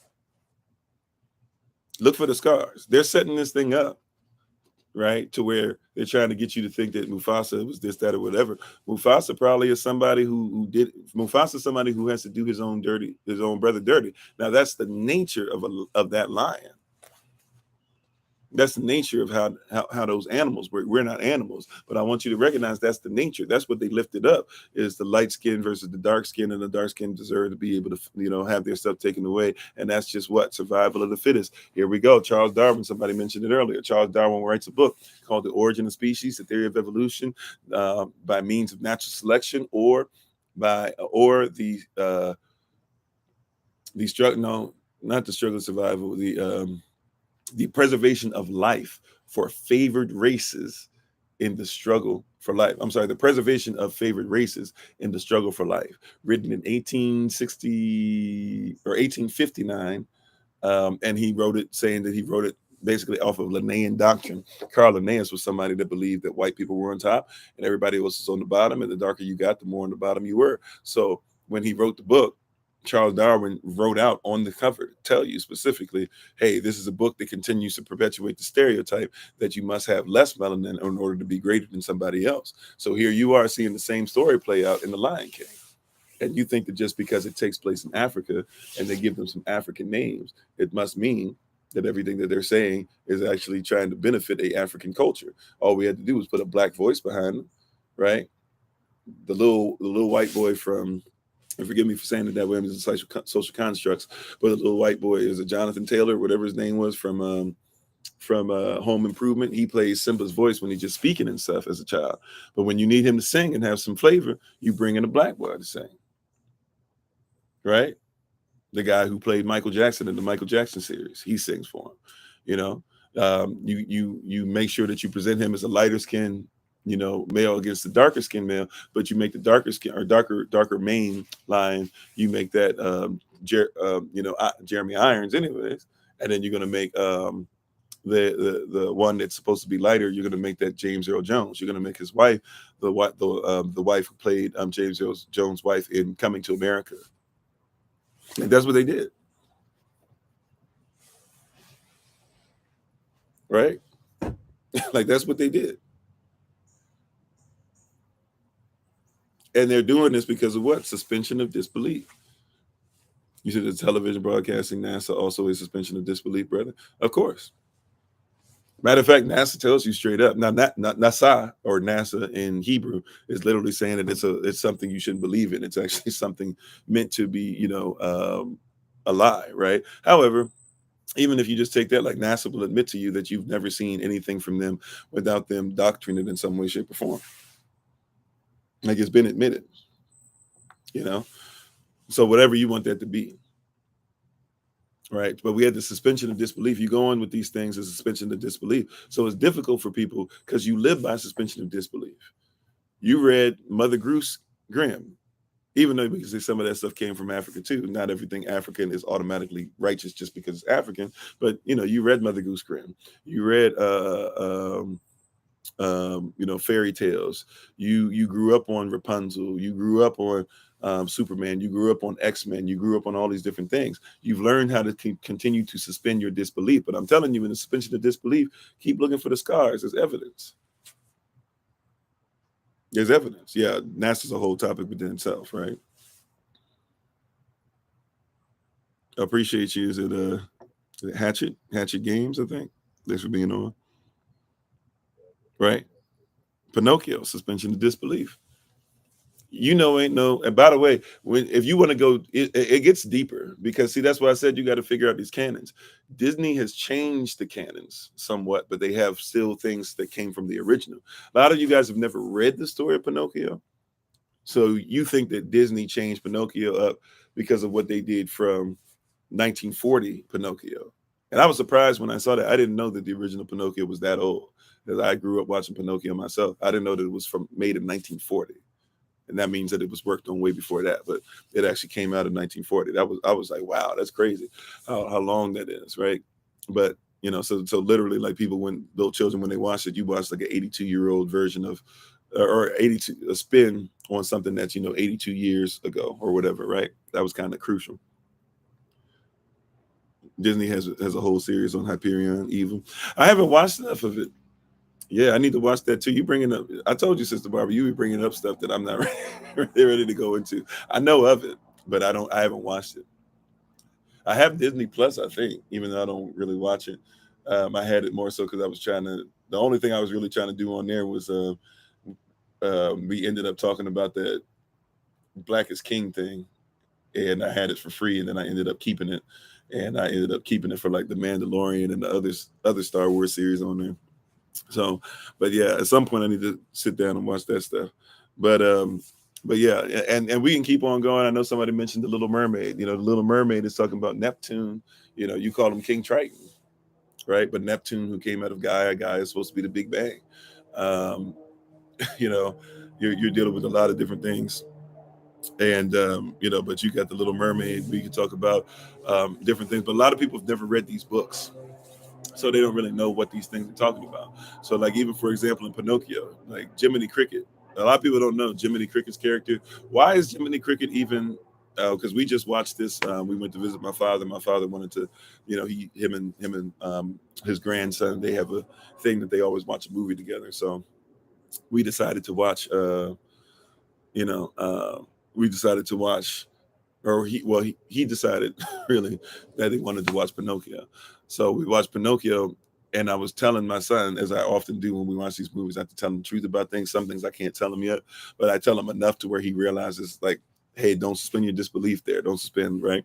And we were watching Pinocchio. A lot of people don't know why is Jiminy Cricket Pinocchio's conscience? If you've read the book, right? If you've read the book, why do you think that Jiminy Cricket was his conscience? Now, if you just watch the movies, you're just like, oh, it was just this poor guy, and he just happened to roll up in there, and you know, he was somebody who seemed to be knowledgeable, so they made him Pinocchio's conscience,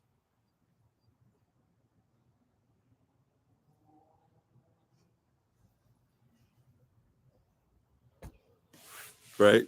But why do you think? Why do you think that? Why do you think that Jiminy Cricket was chosen to be there? Here's the reality: if you read the book, you realize that Jiminy Cricket came by. Pinocchio actually ends up being a real boy, right? This wish that Geppetto had. Pinocchio ends up being a real boy, but he's wilding out. He's just bad. Like it's not like in the movies where Pinocchio is just this nice guy, innocent, this and that. Like imagine somebody that basically has no conscience. They have no sense of morality, this and that. They just do whatever they want. If something makes them angry, they think that they're supposed to kill it, right? And that's what happened with Jiminy Cricket. Jiminy Cricket was around. Pinocchio was wilding out. Jiminy decided to say something about it. Pinocchio kills Jiminy Cricket, smushes him, kills him. Then there's the ghost of Jiminy Cricket. And when Jiminy Cricket's ghost comes back, then the ghost of Jiminy Cricket by the fairy is made into a conscience of Pinocchio. And he helps out the boy who killed him. Somewhat out of pity, but not really. Now, if you just watch the movie, so there's remnants of that. Where you can see like there's this guy busted. Pinocchio really doesn't care about him. He don't listen. He kind of just pushes him to the side. He's always like, you know, and he's not trying. And you don't take it as him being mean spirited because it's not really mean spirited. He doesn't have the same thing that a real boy would have or a real human would have. Right? If you read a story about the fox and all that stuff, I mean, that stuff is horrid. I mean, think about it. What do you think a fox and a cat would really be in real life?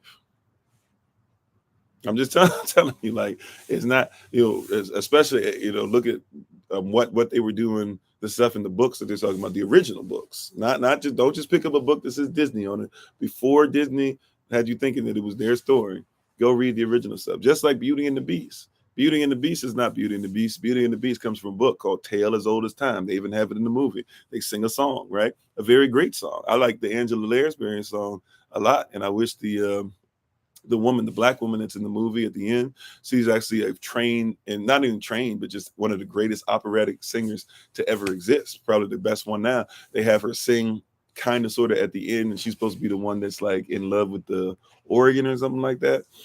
But or whatever he is in there. But like if you listen to that song, Taylor's Old as Time, that's literally them giving you a breakdown of the original book. I'm trying to tell you all these things because once again, we wrestle not against flesh and blood, but against principalities. And in this sense, when you talk about movies, you're not seeing the origin. They're giving you fake version, a fake version, a fake version. Remember, we told you this a long time ago. Before we start talking about what we need to define, you got to figure out what was original, what was fine to begin with. Right? Like there's certain things that were already fine to begin with. So there were things that were already fine. They were fine. They were fine the way that they were. Somebody broke them down, defined it. And so you're going off of a definition, but you don't even know what it was when it was fine, when it was original. Now, as people have redefined it over and over again, right? That's why it's to a point now, every 15 to 25 years, you almost speak a completely different language than the generation that came before you. And that generation has to be able to speak not only, like how we used to say, code switching. So we used to have to do it black, white, or job, friends, this and that. Now we got to do it children, adults, because you speak a different language, which means you have different ideals with the L on that, IDEAL, which means now you have, as somebody put in there, you have a different narrative, because an ideal, the definition of an ideal literally is talking about, hey, I want you to meet my narrative. So I'm going to change whatever has happened so that you would have to bow down to my narrative.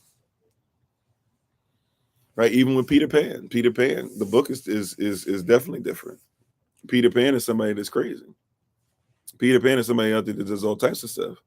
Like they even tell you in the story, they tell you enough about it in the story to where you should recognize it, but you still are told to cheer this person. Like, for example, Peter Pan. Why would you cheer a little child against Captain Hook? Well, you say because Captain Hook, that's a grown man. He should have messed with a child. You know why Captain Hook wants revenge on Peter Pan? He wants revenge on Peter Pan, not because he just hates all children. Peter Pan cut off his hand. You hear what I'm saying? But you go in there, you suspend disbelief. I can't love Peter Pan if I don't just say it's okay that he chopped off Captain Hook's hand.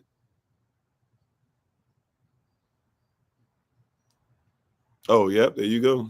Sister Austria. I'm no fool, right? No siree. I play safe for you and me and for me. You said you went to see Black Adam and was amazed how they. Yeah, I have not seen Black Adam. I really want to see it though.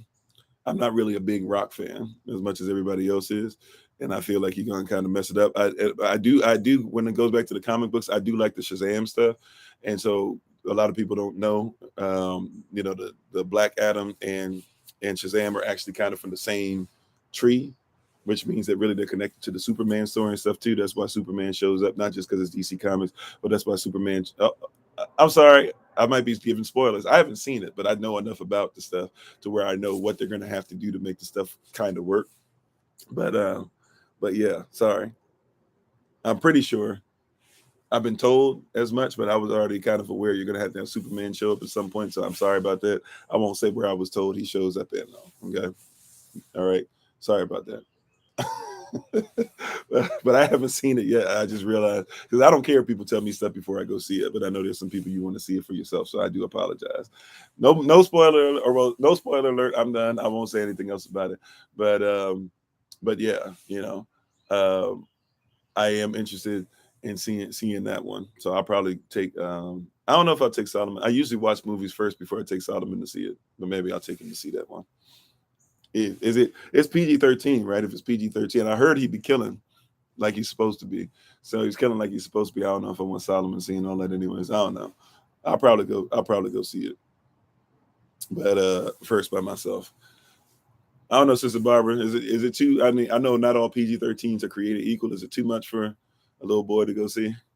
If it's too much for a little boy to go see, I won't take him to it first. Or at least I won't take it to him at all. Or take him to it at all. I'm tired. Pray for me. Pray for me. I have not slept like in almost 3 days. It's been wild. But anyways, where was I at? I'm sorry. But anyways, yeah, suspension of disbelief, right? So look for the scars. That is what we've been trained to do, right? That's what we've been trained to do, right? That's what we've been trained to do is look for the scars. We don't think about it even in the movies, right?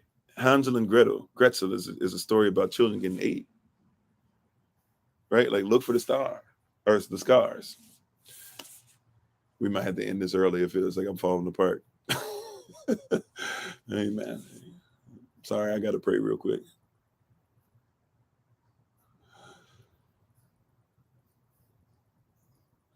Amen. Yeah. So look for the scars. Look for the scars in these things. Like you have to, you have to be. We've been trained to not look for them, and to overlook them, and to think about all these different things, or not think about all these things. Once again, suspension of disbelief. So you're having conversations about things, and oftentimes not even trying to think, where did it come from? Right? Where did it come from? Like, we should think about these things. Now, all that being said, look for the scars. Why do you have, and we talked about these things, but now that I'm saying these things, right? We talk about these things often. We're very repetitive. We're hyper repetitive. Yeah, it is time to get some rest. Amen. All right. I'm almost, the Holy Spirit, she's holding me. I promise you, if she wasn't involved in this, I would be done. Like, here it is. Here it is. You ready? Look for the scars. We talk about this often. So now if you're looking for stuff, you should be looking for scars. A scar, once again, is something that shouldn't be there. And the only way you're going to get rid of this scar ultimately is you're going to fast. That means you have to get rid of it. Look for the scars. It's on the body. You can see something happen. Like I used to have a huge scar that through fasting kind of went away, and I didn't go all the way with it. I don't think my body could take it anymore. But if you see here, now it's covered by my mustache. I don't know if you can see it or not, but I have a little scar that's here. And it was really from actually a position I fell in, to where I actually skinned right here. I was able to move my face enough, but I skinned here real bad on the concrete. So I fell, basically like falling over. You know how you got like poles and stuff like that you shouldn't be jumping over. They're there to make sure that they keep you, and you got to go through aisles and stuff to get the different things. And I decided I was going to try and jump over it. So I skinned myself there, and now you can see it. I used to have a cap, a little cap on this tooth, or whatever you call it, fake tooth. And I lost it one day. I woke up. I probably swallowed it. Who knows? I don't know. I woke up one day about 15 to 20 years ago, somewhere in there, and I couldn't find it. Like, it was gone. So I just had this gap, or not gap. I always had the gap. I had this chipped tooth now, but that came from the same thing. I fell trying to jump over, trying to hurdle some stuff. When I was like 8 or 9, I was always taller than everybody else. I'm 6'5.5" now. So I'm thinking I'm like getting faster and faster. And then I literally like fell and skinned my tooth, right? So there's a scar there. And even though it's small now, it's still there. It tells a story, right? And we're not trained to look for scars. Matter of fact, we've been trained to be ashamed of scars, and we've been trained to never ask anybody about a scar. But that's why you have to have childlike faith. You have to have childlike faith to ask a question. You hear what I'm saying? Like, you got to have, like, children can be honest. So my son will be looking at somebody who's in a wheelchair or whatever. He'll just be like, everybody else around, including myself, don't stare, blah, blah, blah. And the person in the wheelchair will be like, no, it's okay. Let him ask. And then he asks real questions that like everybody wants to know. He's like, why are you in there? Well, because I can't really stand anymore. Oh, why can't you stand? Right? Yeah, children don't care. Like Honey Badger don't care. Children don't care. Right? Oh, well, I have multiple sclerosis. Oh, what's that mean? Well, basically, like, my nervous system doesn't work.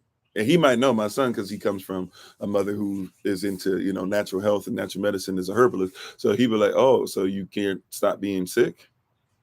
And the person will look at him and like, yeah, I guess. Yeah, I can't. If I get sick sometimes, I can't really stop it. And he'll be like, oh, you need herbs. He'll have an honest conversation. They can start talking about how to heal stuff as a child, where everybody else is so afraid to broach the subject. But in his mind, he's like, why are we not talking about this? Like, in his mind, it's like the elephant in the room. That's what we call the elephant in the room for a child, we should call like the the person in the wheelchair or something. I'm not trying to talk bad. I'm not trying to be an ableist. I'm just saying we don't have honest conversation. Even a lot of the ableism speech that we do, it's like, it's weird that we wouldn't just talk. I'm not talking down to you. Matter of fact, if you're somebody who has a handicap in some way, shape, or form, I should acknowledge it and be aware of it, so that when we do certain things, we can be aware of it. Hey, how you doing, Minister Kevin? Matter of fact, I need to talk to you at some point. We need to get in touch with each other. We need to get you your physical copy of your license. But I'm glad to see you on. Hopefully everything's been going well with the moves and everything. You said your children asked the guy in the wheelchair, "Do you buy 2 shoes?" He said, "Yeah," and they said, "Why?"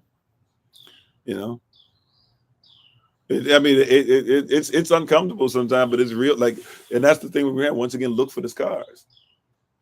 I'm not saying that I should be all up in your business, but if I meet somebody or whatever, like if it's a childlike faith thing, we forget that we are eternal, right? If you're eternal, that means that every version of yourself exists at the same time,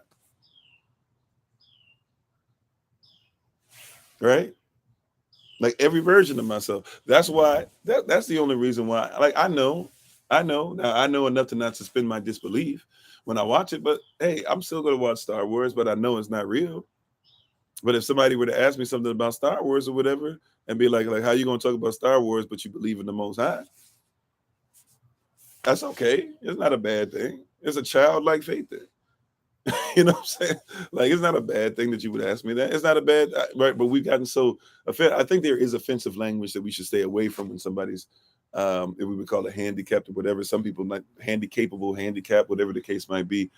I think there is some stuff we have to learn the language. We have to learn the love language of different people, of course, right? But we just have to sit there and know some things. You said, a person in a wheelchair, and he always telling people no one's going to push him around.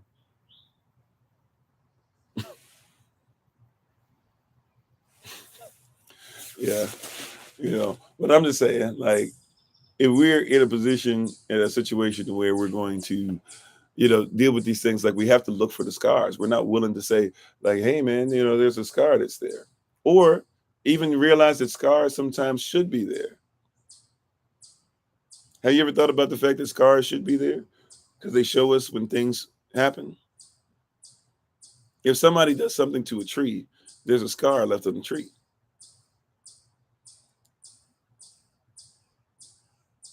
One of the biggest scars that we try to remove ourselves from, or we try to act like doesn't need to be talked about. You remember? You watch this. Revelation chapter 13. Before you even turn there, before you use your device, I just want you to think in your mind, what is the scar in Revelation chapter 13 that will change your whole outlook on what Revelation is trying to get you ready for? Or even the inward scars. I was thinking about that earlier, but I didn't go there. But Revelation chapter 13. What is a scar there that if you realize what that scar was, it would change your whole mindset on what the book of Revelation was about?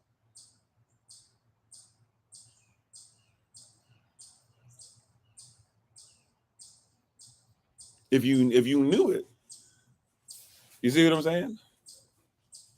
No, not just the mark on the forehead. Sure, that's something that can be scarred in there, of course. But what's a scar that you should know of? Mark of Cain, but Mark of Cain, that's really just the tithe of Cain. Same thing that people put on their head for Ash Wednesday, or when you get your, when you get your oil put on your forehead, stuff like that. But I'm in Revelation chapter 13. It talks about there's a scar there, and we don't even recognize it because we don't look for scars. So we'll read something where a scar is going to indicate to you you need to know that particular scar, and you don't even see it when you read it. Said the mark the assembly of the Most High. That's something important, but that's not the scar I'm talking about. I'm talking about there's a scar that's there, and John makes it a big deal. John, he makes a big deal about it. The fatal wound, exactly, on the head of one of the heads of the beast. So that means in one of the world powers, that's part of the same beastly system that's been going on for quite some time, that operates and looks just like the Satan in Revelation chapter 12, Revelation 13. John talks about this beast that was killed off, or this head that seems like it's got a scar. He can't tell if it was dead, but it looks like at some point it had to be dead because it's a fatal wound, but somehow that head is still alive, meaning that it was alive, it got killed, and it's back. It's right there. It's telling you specifically, like, John's like, pay attention to that. He's like, that messed me up. Out of all the stuff in Revelation that's going on, like you telling me all these wonders, all these different things, the lamb that was slain, you telling me what the choir looks like on the other side of what some of y'all still call the firmament. You telling me about the four cherubims basically that have like the head of a man the head of a man, the head of a lamb, the head of an ox, the head of an eagle. You're telling me about all these different things that are going on. You're telling me about how you ate the scrolls and it was sweet to the taste and it was bitter to the stomach. But out of all that stuff, you told me about what Israel looked like in Revelation 12. You told me about Israel being saved, but then sealed, but then everybody else who's coming in and being grafted into Israel being saved in Revelation 7. You showing me all this great stuff, but you get to Revelation 13 and you say, yo, this head right here, something ain't right about this. This head should be dead, but it's still alive.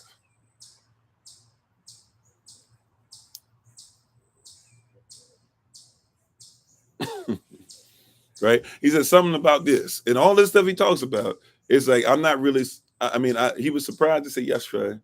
He thought that meant that things were going to end in Revelation 1, 14, 15, 16, etc. But he's like, but he sees his head. He's like, something ain't right about this. He didn't really talk about anything with that same kind of alarm. He didn't really talk about anything else with that same type of alarm. But he's like, man, something ain't right about this. He said he said basically, if you look at it, it seems like whatever this head is, look for the scar. Whatever this head is, we think that it's dead. But see, I would think that because of that wound, it's dead, but really it's alive.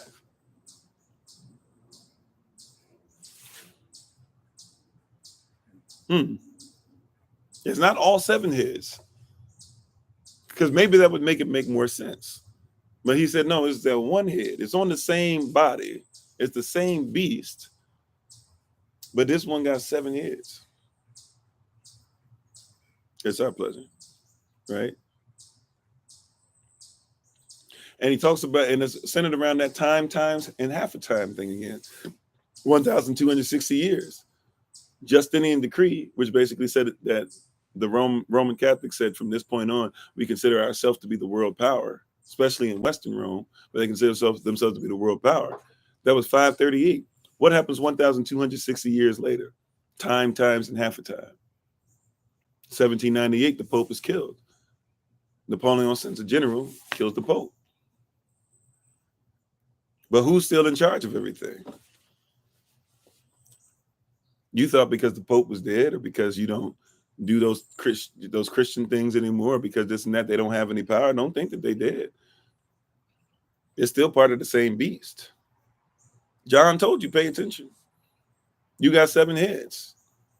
You got the Cush Kemetic type thing. So if you want to put it, Kemet, then Assyria, Babylon, Medo-Persians, Greeks, Romans, and then you got the Roman Catholic Church that comes out of it. Read Daniel chapter 7. Out of that beast that's Rome comes another beast that kills all 3 tribes. They killed off 3 tribes. The Pope did. And the other 7 tribes that were fighting against them, they squashed the beef real quick because they didn't want to die either. And that Pope speaks many blasphemies. It would be around the times, and half a time, 1,260 years. Rome is still in charge of this world. That's why you want your husband to be romantic, because you still want him to bow down. But render Caesar's things to Caesar's, but what Elohim's things to Elohim. Who do you want your marriage to be under, Rome or Elohim? See, Rome is still in charge. A lot of people speak modern Hebrew. You don't even know that you're speaking with Roman words, more so than you're speaking with Israelite words. Some of you still talking about the Wailing Wall. The Wailing Wall was when Israel was rebuilt by Rome. That's not from when Israel was not a stone left upon a stone. That's when you're going there and you're putting those letters in that wall. That is not an Israelite wall. You see that? But you got to look for the scars. The truth about scars today, you got to look for them. You got to look for the scars. Is Russia referenced? Russia is romantic too. See, we're making this thing. We got this stuff trying to put it under. We don't even have the umbrellas correct to put these things under, right? Under the mapping that we're supposed to put together and all that. We don't have this stuff together.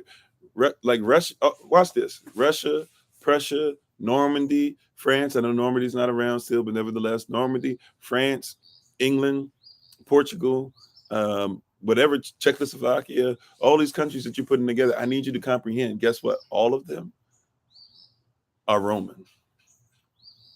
You know why? Just period. See, if we knew what these things meant, we're here we go now. Some of the same stuff we've been saying over and over again. What makes something European? You think that European means somebody's white. No. Right? Something that is European, hear what I'm saying? Now, Mesopotamia is part of the same beast or same body, but as far as the heads, that's why there's 7 heads, right? So Mesopotamia would be more, I guess you could say, Assyrian on the head structure, or even Babylonian on the head structure, right? But see, you think European means white. European, literally, Europa used to mean anything that belonged to Rome. Y'all see that? It used to be anything that belonged to Rome. That's it. Europa just meant anything that belonged to Rome. So you're thinking that European has to be a white person by the social construct, not realizing that European is a mindset that is romantic, but the romantic mind, but really European is something that's over under the Pope. Before you go back to ancient Rome, realize you're living in modern Roman Catholicism. If you are a Christian, there are only 3 types of Christians that exist. I know that you have all your different things that you fight about and what you call yourselves, but allow me to tell you that there are only 3 types of Christians. There's only 3 types of Cristianos. Are you ready? There's only 3. Here we go. If you are a Christian, you fall under only one of 3 categories. All right. Either A, number 1, you are Orthodox Christian. That means that when Rome split up into 2, that same Justinian decree we're talking about, when Rome split up into 2, you decided to go to the Ottoman Empire. There's another set of numbers, by the way, too, that comes up to, I think it's about 800, and then another one like 1200 years that's mentioned in Revelation. That deals with the eastern side of Rome, the Ottoman Empire. Right? You pay attention to that and you realize real quick, oh, like that's talking about that. Then you have Roman Catholicism, which is Western Rome. Now, really, there's nothing other than those 2, but we give a third one because we like to call it Protestantism. Protestantism is not when you got to be whatever you want and everybody was autonomous. That's why in a lot of your Protestantism, you still have bishops and apostles that the bishops had to come under and all this other stuff, whatever. You didn't come out of Roman Catholicism. What happened is that King Henry VIII wanted to do whatever he wanted, and the Pope wouldn't allow him to do whatever he wanted. So he basically, as a FU, created a whole other thing off of a movement that was going on called the Protestant movement and made himself the Pope. When he died soon thereafter, he made his son the Pope. When his son died, then all of a sudden Queen Mary, Bloody Mary, she became the Pope. And after that, I believe it was it Elizabeth or Victoria, one of the 2. I always forget what the 4th one's name is, right? But everything that comes under that, whether it be Lutheran, by the way, Martin Luther himself, he never left the Roman Catholic faith. He just had wrote letters and said and talked about how bad some of the stuff that was going on need to be changed. But he wrote an apology and said that he never wanted to leave the Roman Catholic faith. So Lutherans decided to use his name to become part of the Protestant movement and be under this Pope of England. But Lutherans themselves, if they follow Martin Luther still thinks you should be part of the West Roman Catholicism. Yeah, and then Martin Luther got exiled. They would use another word back in the day. It would be called to prescribe. You guys think that prescribe, if somebody prescribes you something, be careful. Prescript is a little different than prescribe. But to prescribe somebody meant to kick them out.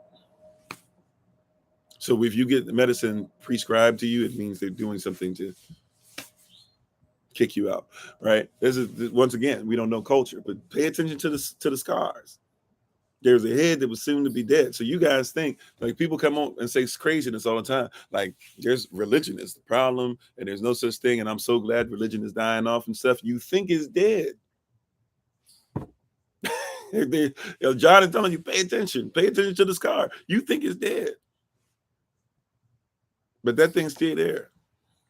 Yeah, discommunicated, right? And by the way, you can be discomunicado. You can be discommunicated and still, right, and still the organization exists. Just because you're not part of it doesn't mean the organization doesn't exist. Just like we're supposed to be in the world but not of it. So when we're not of it, when we're not part of it, it doesn't mean the system doesn't exist. It just means I'm not of it. Don't think that just because you made it to sovereignty that everybody else doesn't exist anymore. No, you still got people who are decent human beings, but they exist in a system that's wild, and it informs them differently. It is informational. It inside of them is forming something that's there. That's why don't get don't get so wild. People up. He's here. He is speaking some wild stuff. Like that's why crystals need to be in some of y'all lives. Some of you heard me say that. Oh, I knew it. Here he is. He's talking about stuff that's not in the Bible. Number one, you can't talk about crystals not being in the Bible when you can't even talk about Revelation and what the wall of Revelation and what the foundation of Revelation is going to be made. It's all going to be made of precious stones. So number one, get out of there. Stop that. Number two, if you don't like crystals, stop using your device. All right. Turn it off right now. Don't go in your car. Don't do a lot of things that you do because all of them are dealing with crystals. Okay. But also too, here's another thing. Y'all don't comprehend that some of y'all had crystal imbalances. Some of these scars that you have, watch this. Do you know how many of you guys knew this? When you have a gallstone or even a kidney stone, do you know that that's a crystal? Did you know that? Did you know that? If you have a gallstone, you're dealing with a crystal, a stone inside your body. And if I were to tell you to use a crystal to be able to heal yourself, a lot of people would look at me like, why would I use a crystal on a gallstone? You're dealing with crystal energy. Why not use crystal energy? Yeah. You see what I'm saying? Do you know that like it's okay every once in a while, like the same stuff that you wear, it's okay to eat it? Now make sure you do some research. I'm not telling you to eat every stone or everything you come upon, but the reason why I drink out of copper cups is because my body needs some copper, right? I eat magnesium. Magnesium can be crystallized. You eat salt. I can make salt crystals today. I used to try to make them to sell them. You can make salt crystals. We got a salt crystal somewhere in one of our storage units somewhere. We got a salt crystal that's like 50 pounds. Sugar is a crystal, exactly. But somebody says that it's demonic if you wear crystals. Like look for the scars. Your body is full of crystals. You were crystallized. That's why when you speak to somebody and you say something and they say that it's true, they might even describe it as being crystal clear because you're the crystal, right? There's 12 precious stones that have to be put in the effort, which is a precious stone within itself, gold.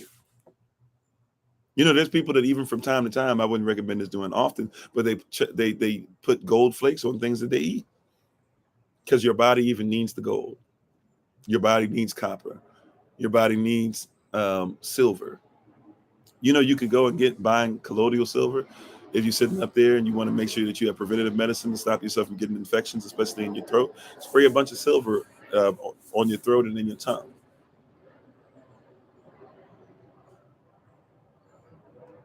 You said crystals aren't being used for their original intent. People use crystals to protect from evil. Um, yeah, somewhat. But once again, you got to figure out like what was the crystal created for, right? Once again, we wrestle not against flesh and blood, but against the origin principalities. What was the original intent of that? Is it even real? Like some people talking about crystals, be careful. Like these diamonds, y'all pay the same for fake diamonds that y'all do for real ones, thinking that they're the same thing. You got to even know what the stuff is that you're doing and what do those things officially do. But I'm just saying, period. Like a crystal, especially a natural law, a natural crystal is just as valuable as a natural blade of grass.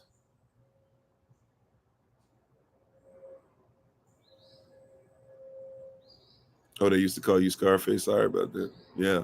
People have some really wild and mean things. I was just talking to my wife yesterday about how if we're not careful, I had to go back and apologize for those scars because I used to be in a situation where people we made fun of each other all day, and so I was really good at not only making fun of others but even myself. I became very self-depreciating, um, self-deprecative when it came to my speaking.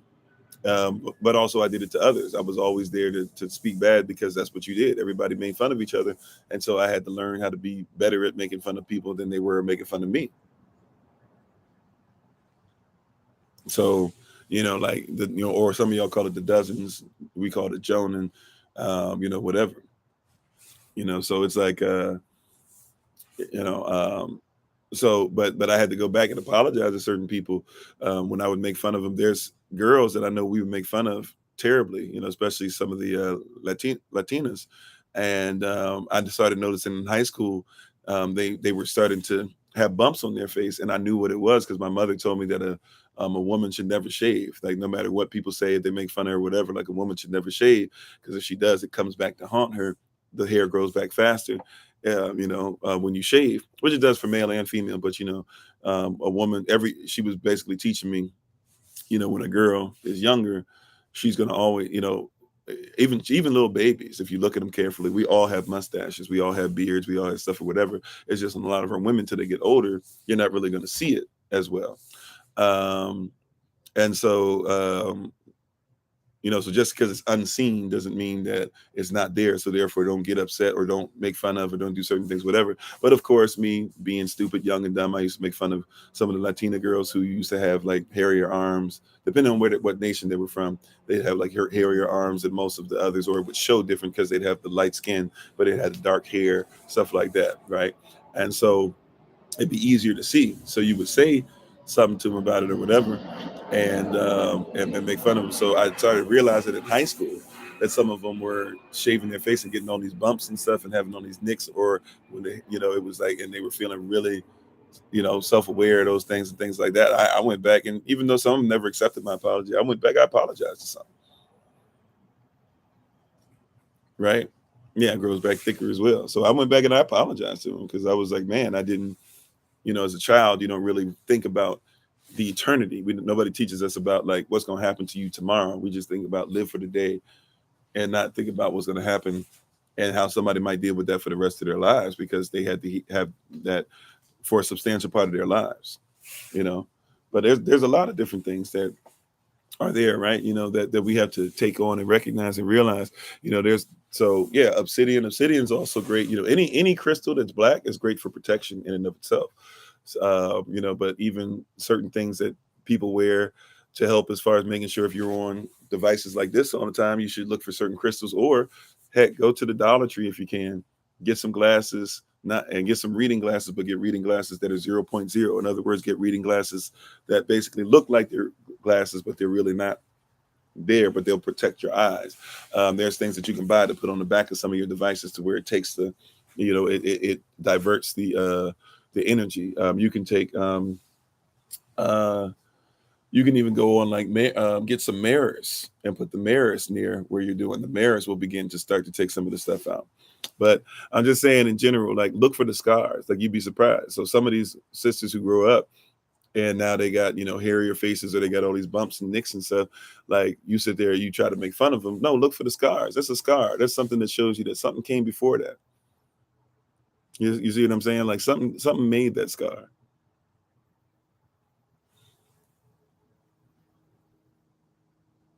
You have a Zen Connect. I'm gonna look it up. I haven't heard of that one. I have one. We use one. It's pretty cheap. It's like from Japan. I haven't, in all honesty, I haven't bought it for a while. Okay, yeah, same thing, same type of thing. Theirs is actually a little more flat, but they have one that looks like this one that I'm seeing there. Yeah, but like but look for those things, right? Those are things that you should look for. But once again, look for those scars. You'd be surprised, like people that are carrying things around. Hey, how you doing, Cash? Um, people to make fun, like there's a lot of things we just make fun of, and look for those scars. Sometimes you'll be sitting up there, man, this person's always anxious, this person thinks they're always sick, blah blah blah, this and that or whatever. Well, like that person might be thinking that way because They were in a situation to where nobody ever took care of anything that was there for them, and they almost died of something. So now every time they got to look around, they got to think if they're sick, or they feel anxious. So anxiety even feels ways into being sick or things like that. People who have PTSD, people just go, "You're a victim." No, like if somebody's been victimized, then they should have PTSD, right? Like you should don't you dare. With all these sisters and brothers, by the way, we act like brothers don't go through this as well. Don't you dare go up to these brethren and sitting up there telling them that they need to get over somebody who did something to them, sexually abused their body. Like that's somebody did something and there's a scar there. Just because you can't see it, you know. There's been marriages where somebody can't get over the fact, male or female, that somebody did something to them. It's hard. And one of the things that we do is we say at some point, just get over it. I'm tired of it. No, no, no. And he's like, that's not going to work. There's a scar that's there. Going to what somebody was saying earlier about the inward scars.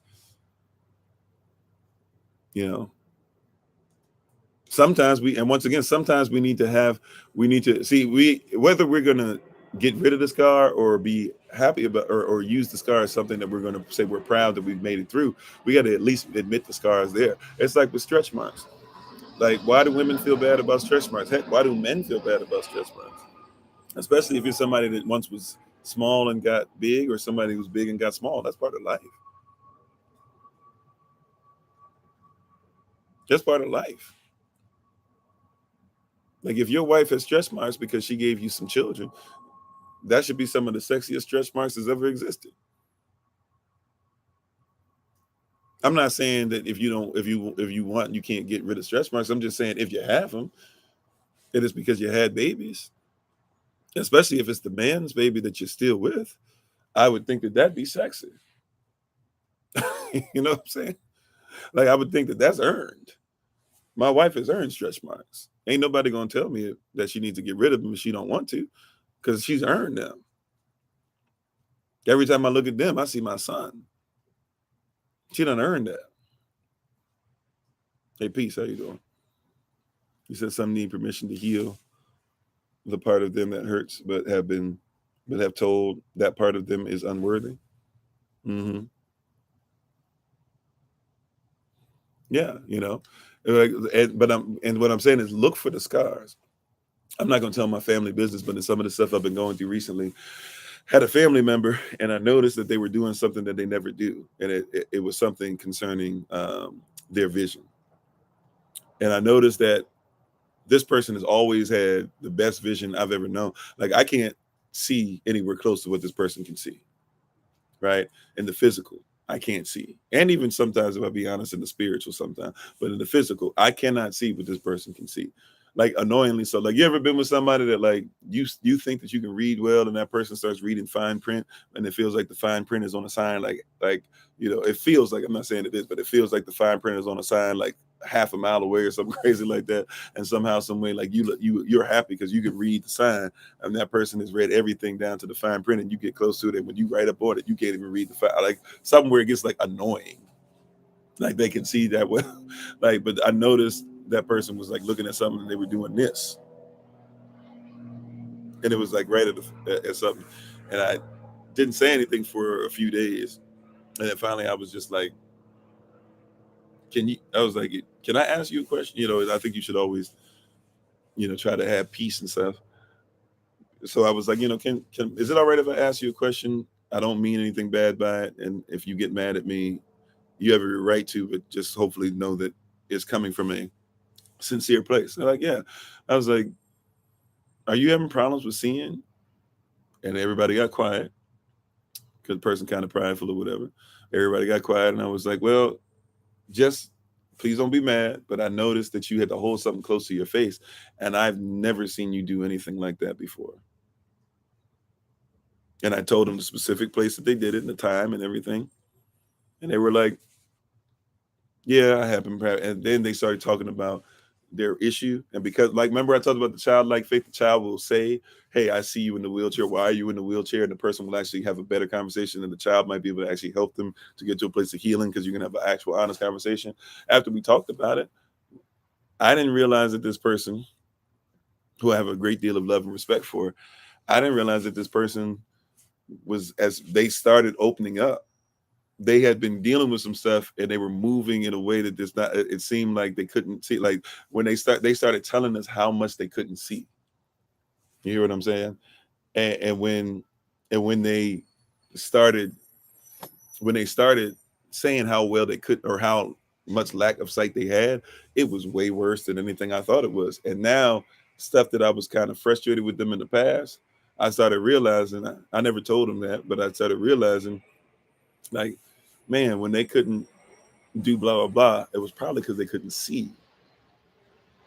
And so I'm sitting there being like, why can't you go? Why can't we got this? I got stuff to do. I'm blah blah. Like, I'm going to visit people. I'm like, why is it taking them so long to do this when I'm trying to visit them? We could have been here and gone, blah blah. You making me late for this. Now I don't know if I'm be able to get on the live, this and that, blah blah. And I'm looking back now, whenever I came around that person that visited them, and I'm saying to myself, they couldn't see.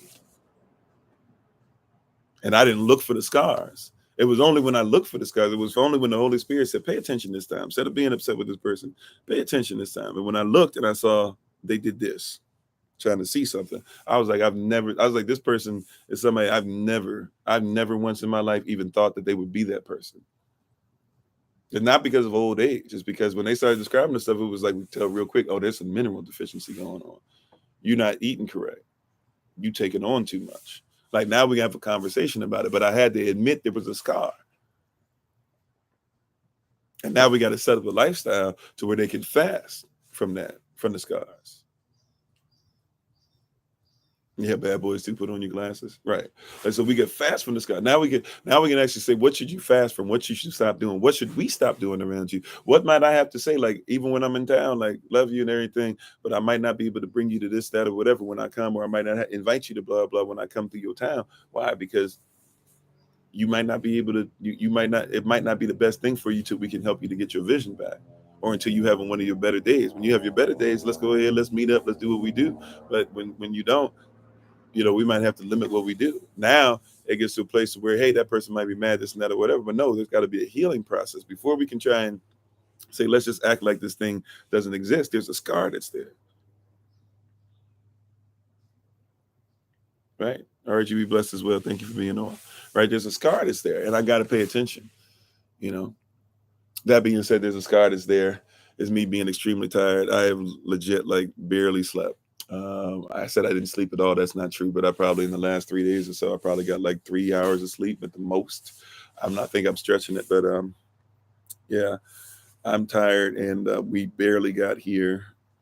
Just when something that was like a day trip is somehow turned to 3.5 days. We praise Yah that He got us here safe. And as I told y'all, once I got here, I told you, like, I need a break from resting. Like, my body was breaking down. I could see my family was not rested. There's a lot of SOC stuff that we keep getting so close to putting out, and we can't. Now I can actually take time out, rest. We started working a little bit on the tassels and stuff, so we're gonna try and get those things out to you. We finally, we've been talking about these books, these tassels, and this music and everything over a year now. Even the Yah's Land Project, we've been talking about that for over a year. But we praise Yah for y'all. Some of y'all who've been saying you've been waiting and waiting and waiting. I've been waiting to give you stuff, but we've been so busy. And some of the stuff just happened where I don't know, channels being taken down, all this stuff or whatever. One of the things I was going to talk about last night, we'll see if we talk about it tonight. But one of the things I was going to talk about last night was, I'm still here. And even if stuff doesn't work out, we still here. Even if there is a scar, remember, you're still here, and be there for your brother and your sister, right? But now we got to fast in order to heal. There's some things in your life, right? And I speak this over you, whoever wants to be able to see this, to receive it over and over again in your life. I speak this over you right now, that if you would admit to the scar, not run away from it, take the Band-Aid off and stop covering it up. It's not a scab. It's not healing. It is what it is at this point. It's a scar. It's healed as best as it can outside of your ability to fast. Fasting means that your whole body, your whole community, your whole family, even your children might have to, right? Your whole way of life You might have to fast from a lot of things and everything so that the whole body will be affected if you want that scar to ultimately heal, right? Be proud of the scars and everything, but some of them scars will go away just because you fast, right? Yeah, exactly. Some things they go away with prayer. Some things are going to go away with prayer and fasting. There's some things you're going to have to give up. Not just your food, even though that's a great start, but there's some things you're going to have to give up. Some of that language you use, you might have to give that up. Some of the blaming everybody for everything, you might have to give that up. Some of the stuff that you've accepted without setting proper boundaries before, you might have to give that up. Start setting boundaries and live by the boundaries you set. Some of the things as far as, hey, it's whatever, I'm gonna do whatever I want to do. You might have to give up that mentality because there's a scar there that you keep talking about. It won't go away. You keep getting in relationships, not just you know romanticized ones or whatever, but I'm talking about you getting relationships at your job, in your work, with your family, and people keep calling you out for the same thing, and you keep saying no. Man, I'm trying to do everything while you keep bringing it up. You might have to fast from something that might have to reset your whole way of life so that that scar has a chance to go away. It's not even about has the scar healed, right? Because scars only heal when they go away. Scars are a sign that you've healed as far as your body has made up its mind it's going to get past the situation. It's like if a sister has a fibroid cyst, right? And our sisters deal with that more than anybody else. If you have fibroid cysts, right, and somebody says we need to cut out your womb, we need to cut off your ovaries, we need to cut off a piece of this and that. No, you don't. Because even if you get rid of the womb, the fibroid cyst will still show up, right? That's not the reason why you have those. The reason why you have those is because something going on as far as your eating habits and something going on even as far as the spiritual connection, which we don't like to talk about. But when it comes to manifestation, a lot of these things are coming up. You can get rid of a womb and still get fibroid cysts, right? You're going to have to change your diet, but also you're going to have to change what's coming into your mind. Fibroid cysts come when you're stressed. Some of y'all sisters who are sitting up there with an endometriosis and you have all those marks on your face and things like that, that's because you're stressed out. Your body's trying to get rid of stuff. Do you know that a lot of that stuff is your body even trying to get rid of waste? We don't even think about it, that like pimples and things like that you had as a teenager, your body was going through a place to where it was really starting to get rid of a lot of things, trying to get you ready for adulthood. It's trying to purify itself. And so it can't even get rid of all the waste through the body, especially the way that we eat as teenagers. We kind of, our garbage disposals as teenagers, we just eat whatever we feel like eating, period. At least as children, we have more control. But when you get to be teenagers, the parents kind of let you slide some, and so you got a lot of stuff coming out of you that's just your body saying, please get this out of me. Like, I don't want any of this in, right? That's what your body's doing. Like, please get this out, please get this out of me, please just get this out of me.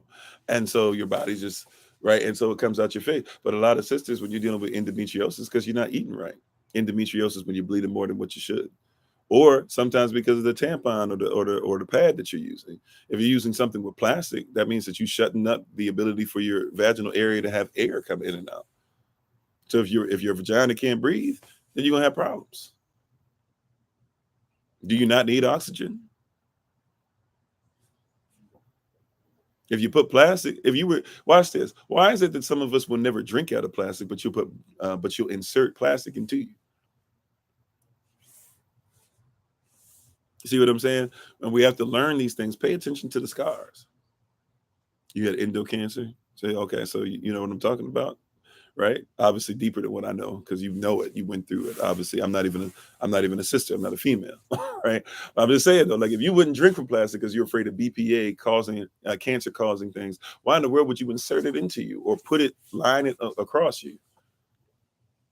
And then trying to figure out, watch this, why your husband got cancer. I mean, he's sliding into the same thing. Literally, he's sliding, and he ain't sliding into DM, he's sliding into cancer. We don't think about it. And then, of course, as I said before, we don't pay attention to the scars. So even when it talks about sex, we don't talk about sex enough to even say what could be some of the byproducts of having sex with people who are not doing things healthily. Do you know, like, that you probably shouldn't be having sex with rubber or lambskin or plastic on? Have you ever thought about that? That you probably shouldn't have a condom on? You probably shouldn't have something to where, like, the vagina has something rubbing in and out of it and the penis has something completely surrounding it. that has all types of chemicals and things on there that's supposed to prevent sperm from getting into you, when the reality is that your body was designed to be able to have sperm come into it. Like, we don't even think about stuff like that. It's just like, oh, I'm saying, but these scars should be telling us that. We don't even think about that though. Dr. Like Africa, he calls sperm, I'm sorry,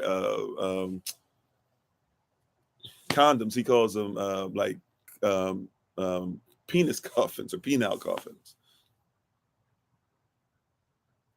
because they're designed to do something to the body that they're not. That's why self-control should be on the list of things. So where if somebody doing something, temperance, do you have the temperament to be able to make sure that you're just not going in and out of any woman, but you're only having sex with one woman? And do you have the mindset to make sure that you will not only take care of your wife and honor her and make sure she's secure, but anything that comes out of her, it is your responsibility to secure it as well. Which means now, okay, well, if we're gonna do that, if we can have as much sex as we want, if we're gonna have these babies. I'm not saying a wife should have no choice as to how many babies she has. I'm just saying, like, then it's okay if you got babies, because they'll be taken care of. But we don't have sex even with the intent of being able to take care of whatever comes out of our becoming one. Think about that. Think about that. Right? Like, think about that. We are having sex without the intent of becoming one and making fruit out of it. Why do we think that that's okay? Culture. Once again, I'm not saying, sisters, that you don't have a right to be able to say how many babies you want to or don't want to have. I'm not saying that's all you should be doing. I'm not saying that you don't need to have sex every night, even though if you want to, hey, ain't nothing wrong with it, right? Do as much as you can. But what I'm saying is that we even have sex without the thought of this is supposed to cause fruit. Right? We don't even have these conversations because we're afraid to talk about sex, because we don't understand that sex is marriage, marriage is sex. Whenever you have sex, two become one. DNA lodges inside of each other. I don't care if you think it does or not. If a woman, we talked about this in our marriage class a little bit. I'm not gonna give you everything that we talked about, because obviously the marriage class is a little more. But hey, if you're a woman, right? If you're a woman and you have sex with a male and you're getting wet down there, and the male has an open slit in his penis, as you guys have sex, that means your DNA is going in him. And when he has sperm that comes out, or even before then, right, he still might have some stuff that's there rubbing against you. That means you two are becoming one. Your DNA is there. You got soul ties. Whether you want to admit to those things or not, or you want to call it those things or not, you are doing things that are supposed to be for married folk. You dealing with married folk business. Stop talking about you sleeping with somebody and talking about, I ain't listening to you. You ain't my husband. What you trying to get me to do that for you? It ain't like you my wife. If y'all having this relationship to where y'all having that physical connection, you are married. Your body doesn't know the difference. The problem is that your spirit knows the difference. Right? Your body doesn't know the difference, but your spirit is like, well, if we doing this, then you should be doing da da da da. The other person says, oh no, I'm not trying to do that. You got with somebody that wasn't already qualified for what you want. You should be pre-qualified as a husband, pre-qualified as a wife. How do you break it? You break it by purifying yourself fast. See, I wish I could really go deep into this stuff. I'm still trying to figure out when we're going to start teaching on this and stuff, because at some point we got to even talk about sex ed stuff. Like, people don't even think about sex. Like, we've learned about sex from everybody else except the source. You know what I'm saying? So it's difficult when we talk about, because, like, for example, this is real talk. I've had this conversation with people, part of SOC, people outside of SOC, one-on-one conversations, life coaching conversations, marital conversations, etc. Like, somebody will break up or get a divorce from somebody, right? Now, let's say y'all were together for 10 years. For 10 years, you were faithful to one person. So one of the things that we don't talk about, like, this is just a simple one, right? This is simple, even though we don't talk about it, so it's become convoluted. But this is really something that should be simple. You've been having sex with somebody, you've been faithful to that one person, y'all been together for 10 years, right? Now, you divorce the person for whatever reason, right? Whatever reason, y'all ain't together no more, is done. Why is it that we don't talk about the fact that this person in their mind is going to probably still try to masturbate, even if this person cheated on you? If that's all, especially let's say this is the only person you've known sexually, which makes it even more difficult. But let's say that you've been together with this person, you would probably try to masturbate to this person that you're no longer with, but you're having a spiritual now manifested to a physical act with somebody that you're trying to become one with, but in your heart, you can't be one with them anymore. That's a reality. But because we don't talk about sex, especially y'all don't talk about it in church and stuff, we don't talk about it. So here's this man, here's this woman that wants to go and purify themselves, but can't purify themselves in their heart and in their mind. Here's somebody else, right? Whom, let's say you haven't been married walking down the aisle, but you've had married as far you've been having sex with a lot of people, not slut shaming anybody, male and female both do it, okay? And now you get to a certain place, or you've had pornography, even if you haven't been doing it physically, you've been doing it mentally, spiritually, a lot in your life. Okay. Now here comes where you're gonna meet somebody, and this is the one, you know, you're gonna be married to him, you're gonna treat him correct. All that stuff is great. What's about to happen though? You bringing soul ties in. So now all the stuff you saw on your screen, on your VHSs, if y'all go back far enough, right? All these things that y'all saw on these online, when you just you could type in whatever kind of fantasy you wanted, and you would be able to see it.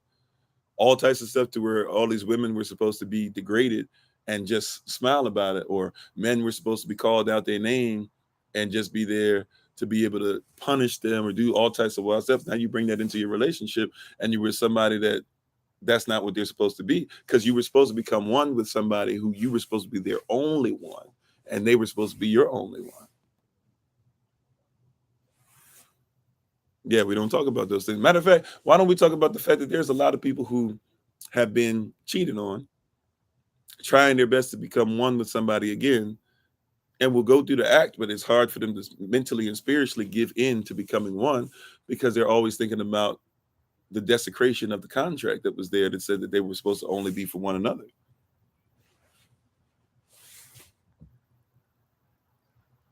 You know? And even if whatever you want to do in your bedroom, by the way, the Bible just declares, as long as it's between the husband and the wife, the Bible declares that the marriage is what? The bed chamber for the husband and wife, it is undefiled. Whatever y'all do in your bedroom with each other, if y'all bring somebody else in and stuff, well, that's a whole different conversation. But whatever you do with a husband and wife, that's undefiled. Whatever y'all want to do, whatever positions, whatever orifices, that's y'all stuff. I ain't got nothing to do with that, right? But what I'm saying is that we don't comprehend the holistic stuff of marriage, right? We don't comprehend, um, like simple things we've talked about before. We don't think about praying before sex. Like, especially if there's been cheating before, you better not be having no sex without some prayer. Even before that. Isn't it interesting? You pray before food, before you eat food. Food goes in this orifice, and you pray before that goes in here, because you say you don't know what you could be eating. But you get with strangers sometimes, and they go in another orifice, and you don't have no prayer.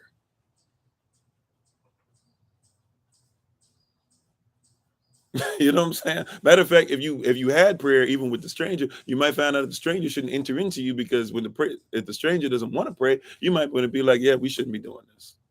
If you didn't know already, you shouldn't be doing it with a stranger. You probably by then, or if you heard the stranger and the stranger's prayer was a little wild because they don't pray and they don't have a relationship, you might want to say, I probably don't want somebody that has no relationship with the Most High being up inside of me, or somebody that has no relationship with the Most High literally covering me. Because I'm going inside the person, so whatever I'm inside, it covers me. Like, this is conversation as far as, you see what I'm saying? This is conversation as far as what should be sexual. Right? We always talk about the husband covers the wife, but like, look, even in the physical act, the one place that the husband, this is why nobody else should ever see your husband's nakedness, right? Nobody except the wife should see the husband's nakedness. You know why? Because the only one that should see that nakedness is the one that will cover him. Nobody should ever see your husband the way that you see your husband, because only you should be able to cover him. It even comes into the physical manifestation. But you got to look for the scars. See, we got scars where guys have never been covered in reality, in the physical. I mean, in the spiritual, they've never been covered in the spiritual. They've never been covered even by a male spiritual figure, by a female spiritual figure. They've never been covered by anybody else who had their back. So then they treat you really weird when you're supposed to be the person that covers you. They treat you weird in life, and they certainly treat you weird in the bedroom.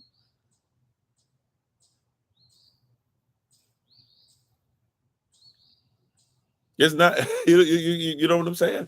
We're not looking, we're not making the correlation because we don't even want to talk about it. We want to talk about the fact that we have been messed up. Once again, we say this quite often. We know more about breeding than we know about marriage. People that get bred. And once again, anything you want to do in your bedroom, I'm not here to tell you whatever. You want to use whatever stuff you want, even if it's stuff that I think is wild, it's not for me to say, right? Whatever you feel like you have to have, and this and that or whatever. But man, like if you in these relationships where, you know, you know, F me harder, N word has to be and stuff like that. Like I'm just saying, you got to ask yourself what's going on spiritually. That makes you think that that's what a marriage is about. Because if you'll do it in the bedroom is usually, not always, but usually the bedroom is the most honest place in you guys' relationship. Like usually a man that can't be treated with respect would at least like he can say turn over and she'll at least listen. But she might not listen to him when he says like the word of Yah says this. She'll tell him why he wrong. But if he says, hey, flip over in the bedroom, hey, at least she'll do that because she's trying to get to a similar result, an orgasm. She'll at least give him that. So usually the bedroom is more honest in your relationship than anywhere else. That's the physical manifestation of the marriage. That's the physical manifestation of the marriage. And yet we are that the one place that we're the most honest as far as behind the bedchamber, we don't want to talk about it. And so now we made that even a dishonesty. People are out here because they're carrying other stuff. When I was with so-and-so, they did this and that, but I don't want to tell my husband that so-and-so used to do this to me. Well, when I was with so-and-so, they did this and that. I don't want to tell my wife that, so-and-so used to do that because I don't want them to feel, or I don't want them to know, or I don't want them to do blah, blah. Am I too freaky if I tell my husband, my husband, I'm betrothed to them, is it too freaky that I tell him that I'd at least like to try that? Like y'all don't have conversations about it. Then you get married, you're 20 years in, you never tried it. So either one of a few things is gonna happen. A, you're gonna say, look, you ain't great at sex because you won't do blah blah blah. B, you'll feel like you're in a dead marriage because you feel like that one, even though you got so many other parts of marriage, but you feel like you're in a dead marriage because that part of the marriage, that the bedchamber is not being fulfilled. You might, if you're not careful, go out looking for somebody who will do it at least once, so you can say at least you tried it. But one of the best things you could do before you walk down the aisle or before you do whatever you call marriage is, you could have a conversation and say, this is what I feel I would like. Communication should start before you officially become husband and wife in everything, right? In everything. Matter of fact, you might need to tell your spouse about some of the soul ties that you're still dealing with, because your spouse might need to know, am I willing to deal with somebody and help them to get past these soul ties? You might still have soul ties to somebody else, and that person might need to make a decision. Am I strong enough to be in a relationship to help this person to realize that who I am is going to help them to heal past trying to be tied to somebody who never was the right person for them in the first place? Right? Like, are you willing to do that? Or am I willing to show them there's a better way? Am I willing to show them that, hey, like there's a lot of women out there who never had fathers, let alone true husbands. So here I come with the love that a father should have shown, and she looking at me side-eyed. Am I willing to do that? Am I willing to go through that? That's love. Loving my wife the same way that Yahshua loved the assembly and gave himself for it. By the washing of water, by the word. I know I'm going to John 3 a little bit, but by the washing of water, by the word. So that she would be without spot or wrinkle. Right? So that she would be without spot or wrinkle. If she has wrinkles in her, it's because I didn't iron correctly. Heavy is the head that wears the crown. Wives, though, are you willing to be submitted not to a man, but submitted to a mission? Because sometimes y'all make the mistake. Okay, this is the one. I love him so much. I'm going to just do whatever he tells me to do. Well, you better hope he got a mission. Forget dating. Every time a guy comes to you and asks you, I say, look, I don't date, but here's like, and y'all think I'm joking when I be saying, y'all be thinking I'm joking. I'm serious as a heart attack when I say this stuff. Like instead of saying all that stuff, oh, you do this and that, like, here, I got a clipboard on here, write out your mission, and then I'll get back to you. Write your mission out, put your phone out. You have all the stuff on there. Here's a spot for you to write out your mission. I need it to be plain as possible, right? Matter of fact, you shouldn't even tell them you need to be plain because they should know exactly what you're talking about if they are who they claim they are, right? Tell them put their name on there, tell them put their phone number, their address, all that stuff. Tell them you get back to them, right?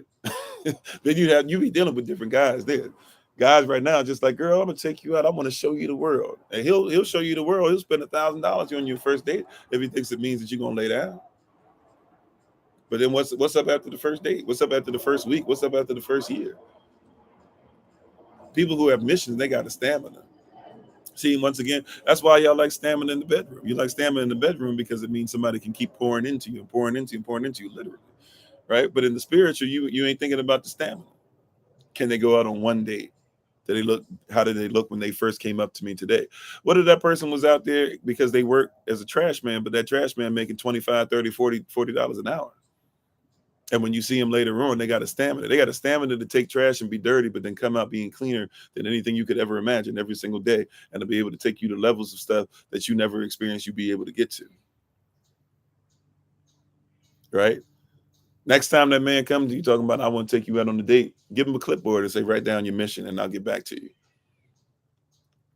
And that part of the mission isn't talking about being your husband, then you don't need to go on no dates. Anyways, even if you believe you should date. But see, that's romantic. I just want a man. He's going to do this, and he's going to drop everything. He's going to make me feel this, and he's going to take me to this just because I like this and blah blah. Like first things first, what's his mission? If his mission is big enough, it's great enough, if it comes from the Most High, he's going to be able to do all that automatically. You're looking in reverse. I'm not saying don't look for the man that can't take you to whatever your dream spot is. If you want to go to Disney World, if you want to go to Tahiti, if you want to go to Japan, if you want to do all of them in 1 week, and you want a man that's going to do that, fine. There's a man for you. But what I'm saying is find a man that has a mission that's big enough to where that's just part of the package. Oh, I like that. Interview them. I like that. Enter and then view them. I like that. Yeah. Like y'all be thinking I'm joking with this. Right up when Maya and I had our first real conversation outside of trading business cards, I told her mission. Yeah, I needed it when I was younger too, because Maya and I met up, when we were a little older. Even though I'm still a baby, but you know what I'm saying. Like I wish I'd known this from the beginning too. Like, but I gave her mission. I was just like, look, this is what I don't even know. I told her I don't even know what all this stuff is going to end up looking like, but I told her. At some point I'm become a pastor. I told her trying to be a husband. I told her like this is what I know as far as children. I told her like going to be doing some traveling stuff. I told her I'm going to end up being busy with a lot of different people, but I told her you're always going to be somebody that I'm going to work hard to make sure that you get the things that you deserve as well. But I told her these things. I made a point. This is what I am. This is who I am. This is who I am. This is vision oriented. This is the mission. And then I said, I also need you to tell me your mission. I told her my past. I told her the things that I did that was wrong, things that people don't like about me, this and that. I put everything out on the table so she could make a decision. And then she put everything out on the table. She told me these are the things. She told me these are the hurts. See, watch this. I spoke from a place of respect. Like I said, I'm going to secure you, but these are the things that I'm going to do. And these are the things I respect. This is not just about us or about me. This is something that's bigger than me. And so I have to give respect to those things. So that's the number one need for a male. But I also told her how I would secure her within those things. Then I said to her, I said, tell me about yourself. And you know what she did? Since number one need for a woman is security, she told me all the things that make her feel secure and all the things that have made her feel insecure. She told me about father was in their life, this and this, whatever, gave me the whole rundown. Told me that, hey, if we get in a fight and you decide to just go for a walk, realize that like a lot of men have just walked out of my life. My father walked in my life. So if you do that, you can't do that, at least for the beginning. Why? Because if you do that, I'm gonna think you're just walking out too, even if you're walking to get off some steam. Like she gave me parameters to help her to feel secure. Right. And when the first conversation, see, we weren't talking about dating, what's your favorite color? No. Like we talking about how we gonna be till death do us part, first conversation. Right. That's what caused us to start saying, now we got to have a different way of looking at this.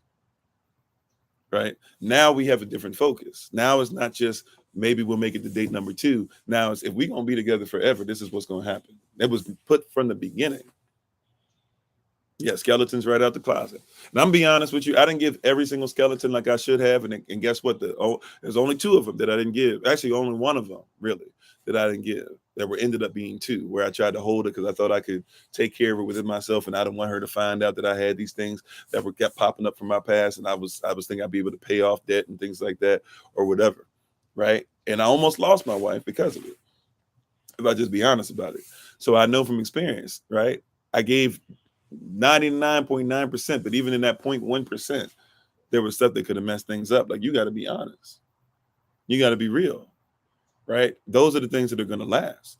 So even if we have a knockdown, drag out spiritual conversation that's saying how we disagree with each other and all this other stuff or whatever, like, I ain't going nowhere. I know what I signed up for. You ain't going nowhere. You knew, like, what you talking about? You going somewhere? You signed up for this. You better go ahead. You know what I'm saying? You better go ahead with that. Like, we know what we signed up for. We put all the stuff out there on the table. Ain't nothing new out here.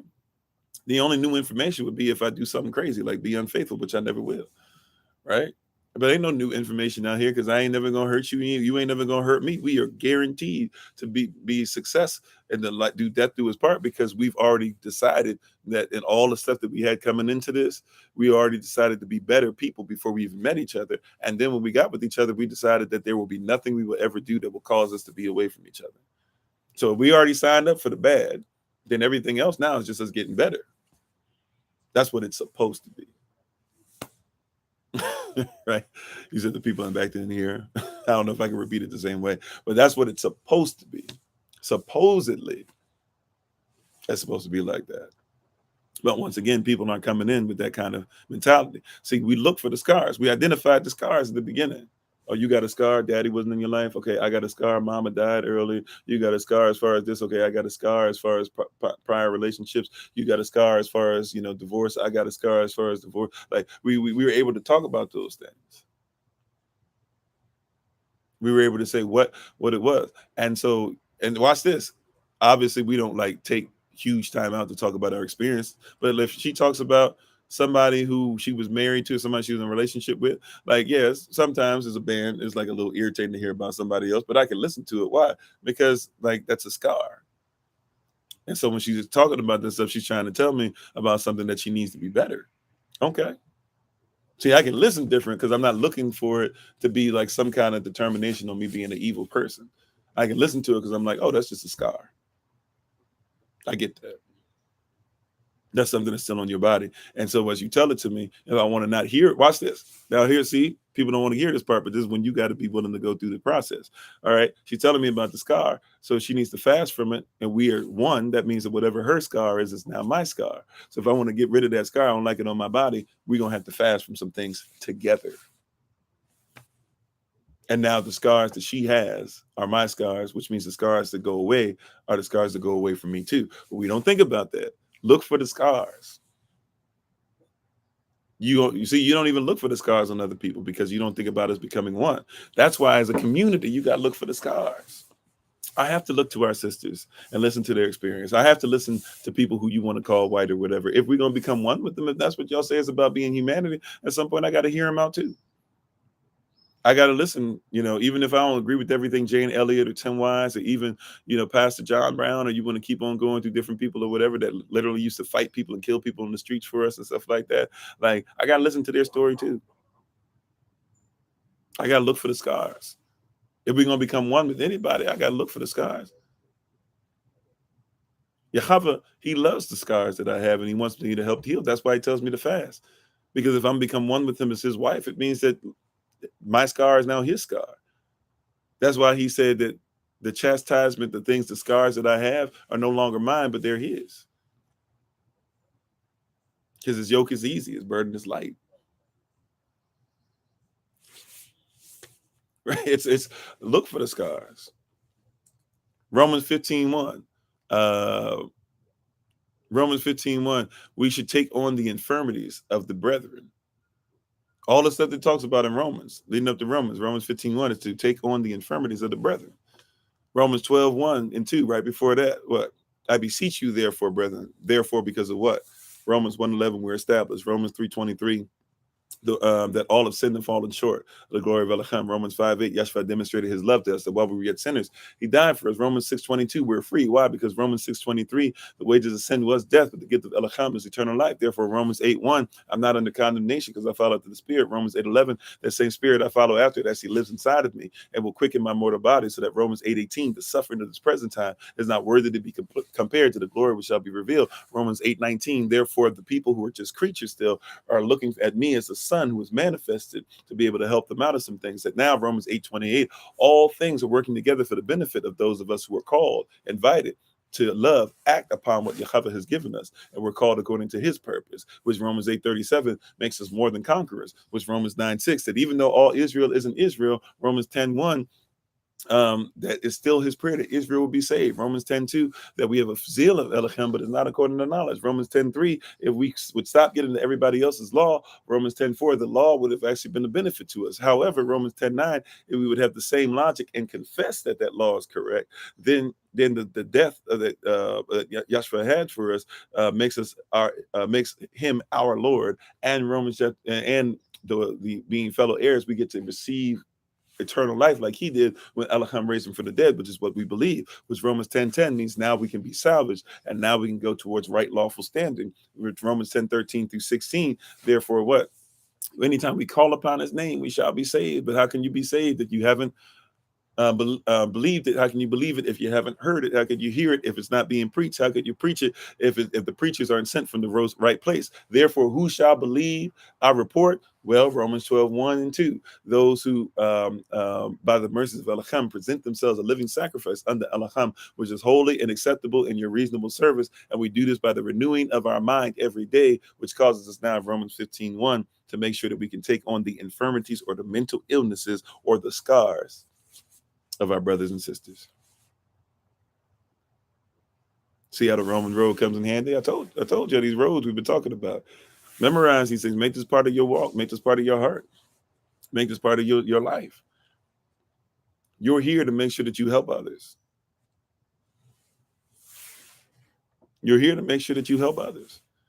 You can't become one with somebody, help somebody else become family. You can't become one with your spouse. You can't become one with the Most High if you don't even know how to become one with each other, y'all. Now, y'all think, oh, no, I got to become one with the Most High. Becoming one is becoming one. Now, he should be our standard. Sure. But the Bible says stuff like, hey, they honor me with their lips, right? They praise me with their mouths, but their hearts are far from me. The Bible says stuff like this. Read your Bible, it'll bless you. It'll say stuff like, when we're talking about making sure they're 1 John chapter 4, how can somebody say that they love Elohim who they've never seen, that you treat your brother and sister like trash and you see him every day? You see that? You say that works don't matter. It's only you're saved by grace, as if that's the only place in the Bible the word saved is mentioned. However, if you're going to talk about it, you think you're saved by grace, but then you don't talk about that you got to have faith. Oh yeah, faith is important too. Well, then why don't you talk about works? And grace doesn't come without mercy, which means that while you're in your works, you will make mistakes. But it's his mercy that still allows your works to be able to be clean enough to be able to match his grace that is always clean. Because the word grace does not mean unmerited favor. The word grace, it comes from charis or charisma. Charisma is who somebody is. So the charis or the grace of Elohim is who he is, right? So yes, your works alone can't ever get it done, but we praise Yah that we have faith in the sacrifice that was given so that our works can be cleansed with the blood. So even when we mess up on the tightrope of life, we don't have to fall and splatter on the ground, but there's this safety net of grace that's there that we might be able to land, bounce right back up onto the tightrope where we are and continue our journey so that we can continue to go down a straight and narrow path. Grace is not an excuse for not loving or not having proper works. Grace is not an excuse to just say I have faith, but I won't ever work things out. Faith without works is dead. The works are part of the works is us getting getting the scars away, but we have to acknowledge we have scars. Y'all, so hopefully y'all got it. It was a little existential, I guess I could say today, or esoteric even, but hopefully you got the whole thing, the truth about scars. I'm very tired, so I'm not even 100% sure exactly what I said, but I leaned on the Holy Spirit, and I would trust that whatever she said and whatever she wanted to come out came today. And if anything else came outside of it, my prayer is that it be dismissed from our very remembrance, and that it be dismembered immediately. Amen. So thank you guys. Appreciate you. I honor the king and queen in each and every one of you, even if you're not living inside that kingdom or queendom yet. We appreciate the potential king and queen in each and every one of you. As always, this has been Pastor Kofi, Pastor Servant to Christ, where we are always changing lives one mind at a time, but being a voice of the voices, speaking the unspoken. Please check out my wife, the Honorable Maya, on TikTok, YouTube, her website, and Pinterest at Bloom and Flourish. Not A&D, the letter N, Bloom and Flourish. She's a healer, herbalist, chemist, and biologist by degree. And we thank her so much. Thank you guys for your patience and stuff. This has been really tough time for me, and I've been trying to hang in there. I know I haven't been doing everything I can, but at least we're back in our position to be able to get some stuff back in order. I can start getting some things in order in my personal life as well that are kind of all over the place, trying to take care of everybody else. Sometimes that just happens, but I thank you guys for your prayers. I thank you guys for your love. I thank you guys even for gifts and things that you've shown love to my family and I. And I thank you for even taking care of each other. I know that you guys have reached out, and even when we've asked you to help people with food and stuff, you guys have been amazing. And some of the people that we've been blessing with clothes and stuff like that, and even body butters and different things from different businesses you guys have, we couldn't do it without you. So we thank you guys. We honor you. We appreciate you. If you want to get in touch with us, you can always DM us, or since you're on TikTok, if you're on YouTube, just look at the description box with the video. But if you're on TikTok, you can always just look in our, whether it's on Kofi_43 or Kofi_42. You should probably have both, be partaker in both stuff where we do stuff, because not only do we put videos on there, but we do lives from each one. But you can just go on there and look in the link tree, and then just look for our website, Kofi-Ofori.com, or go to our YouTube channel, #FindKofi. Sorry, I had a phone call, lost the signal. Oh, wow. I was going to do all that.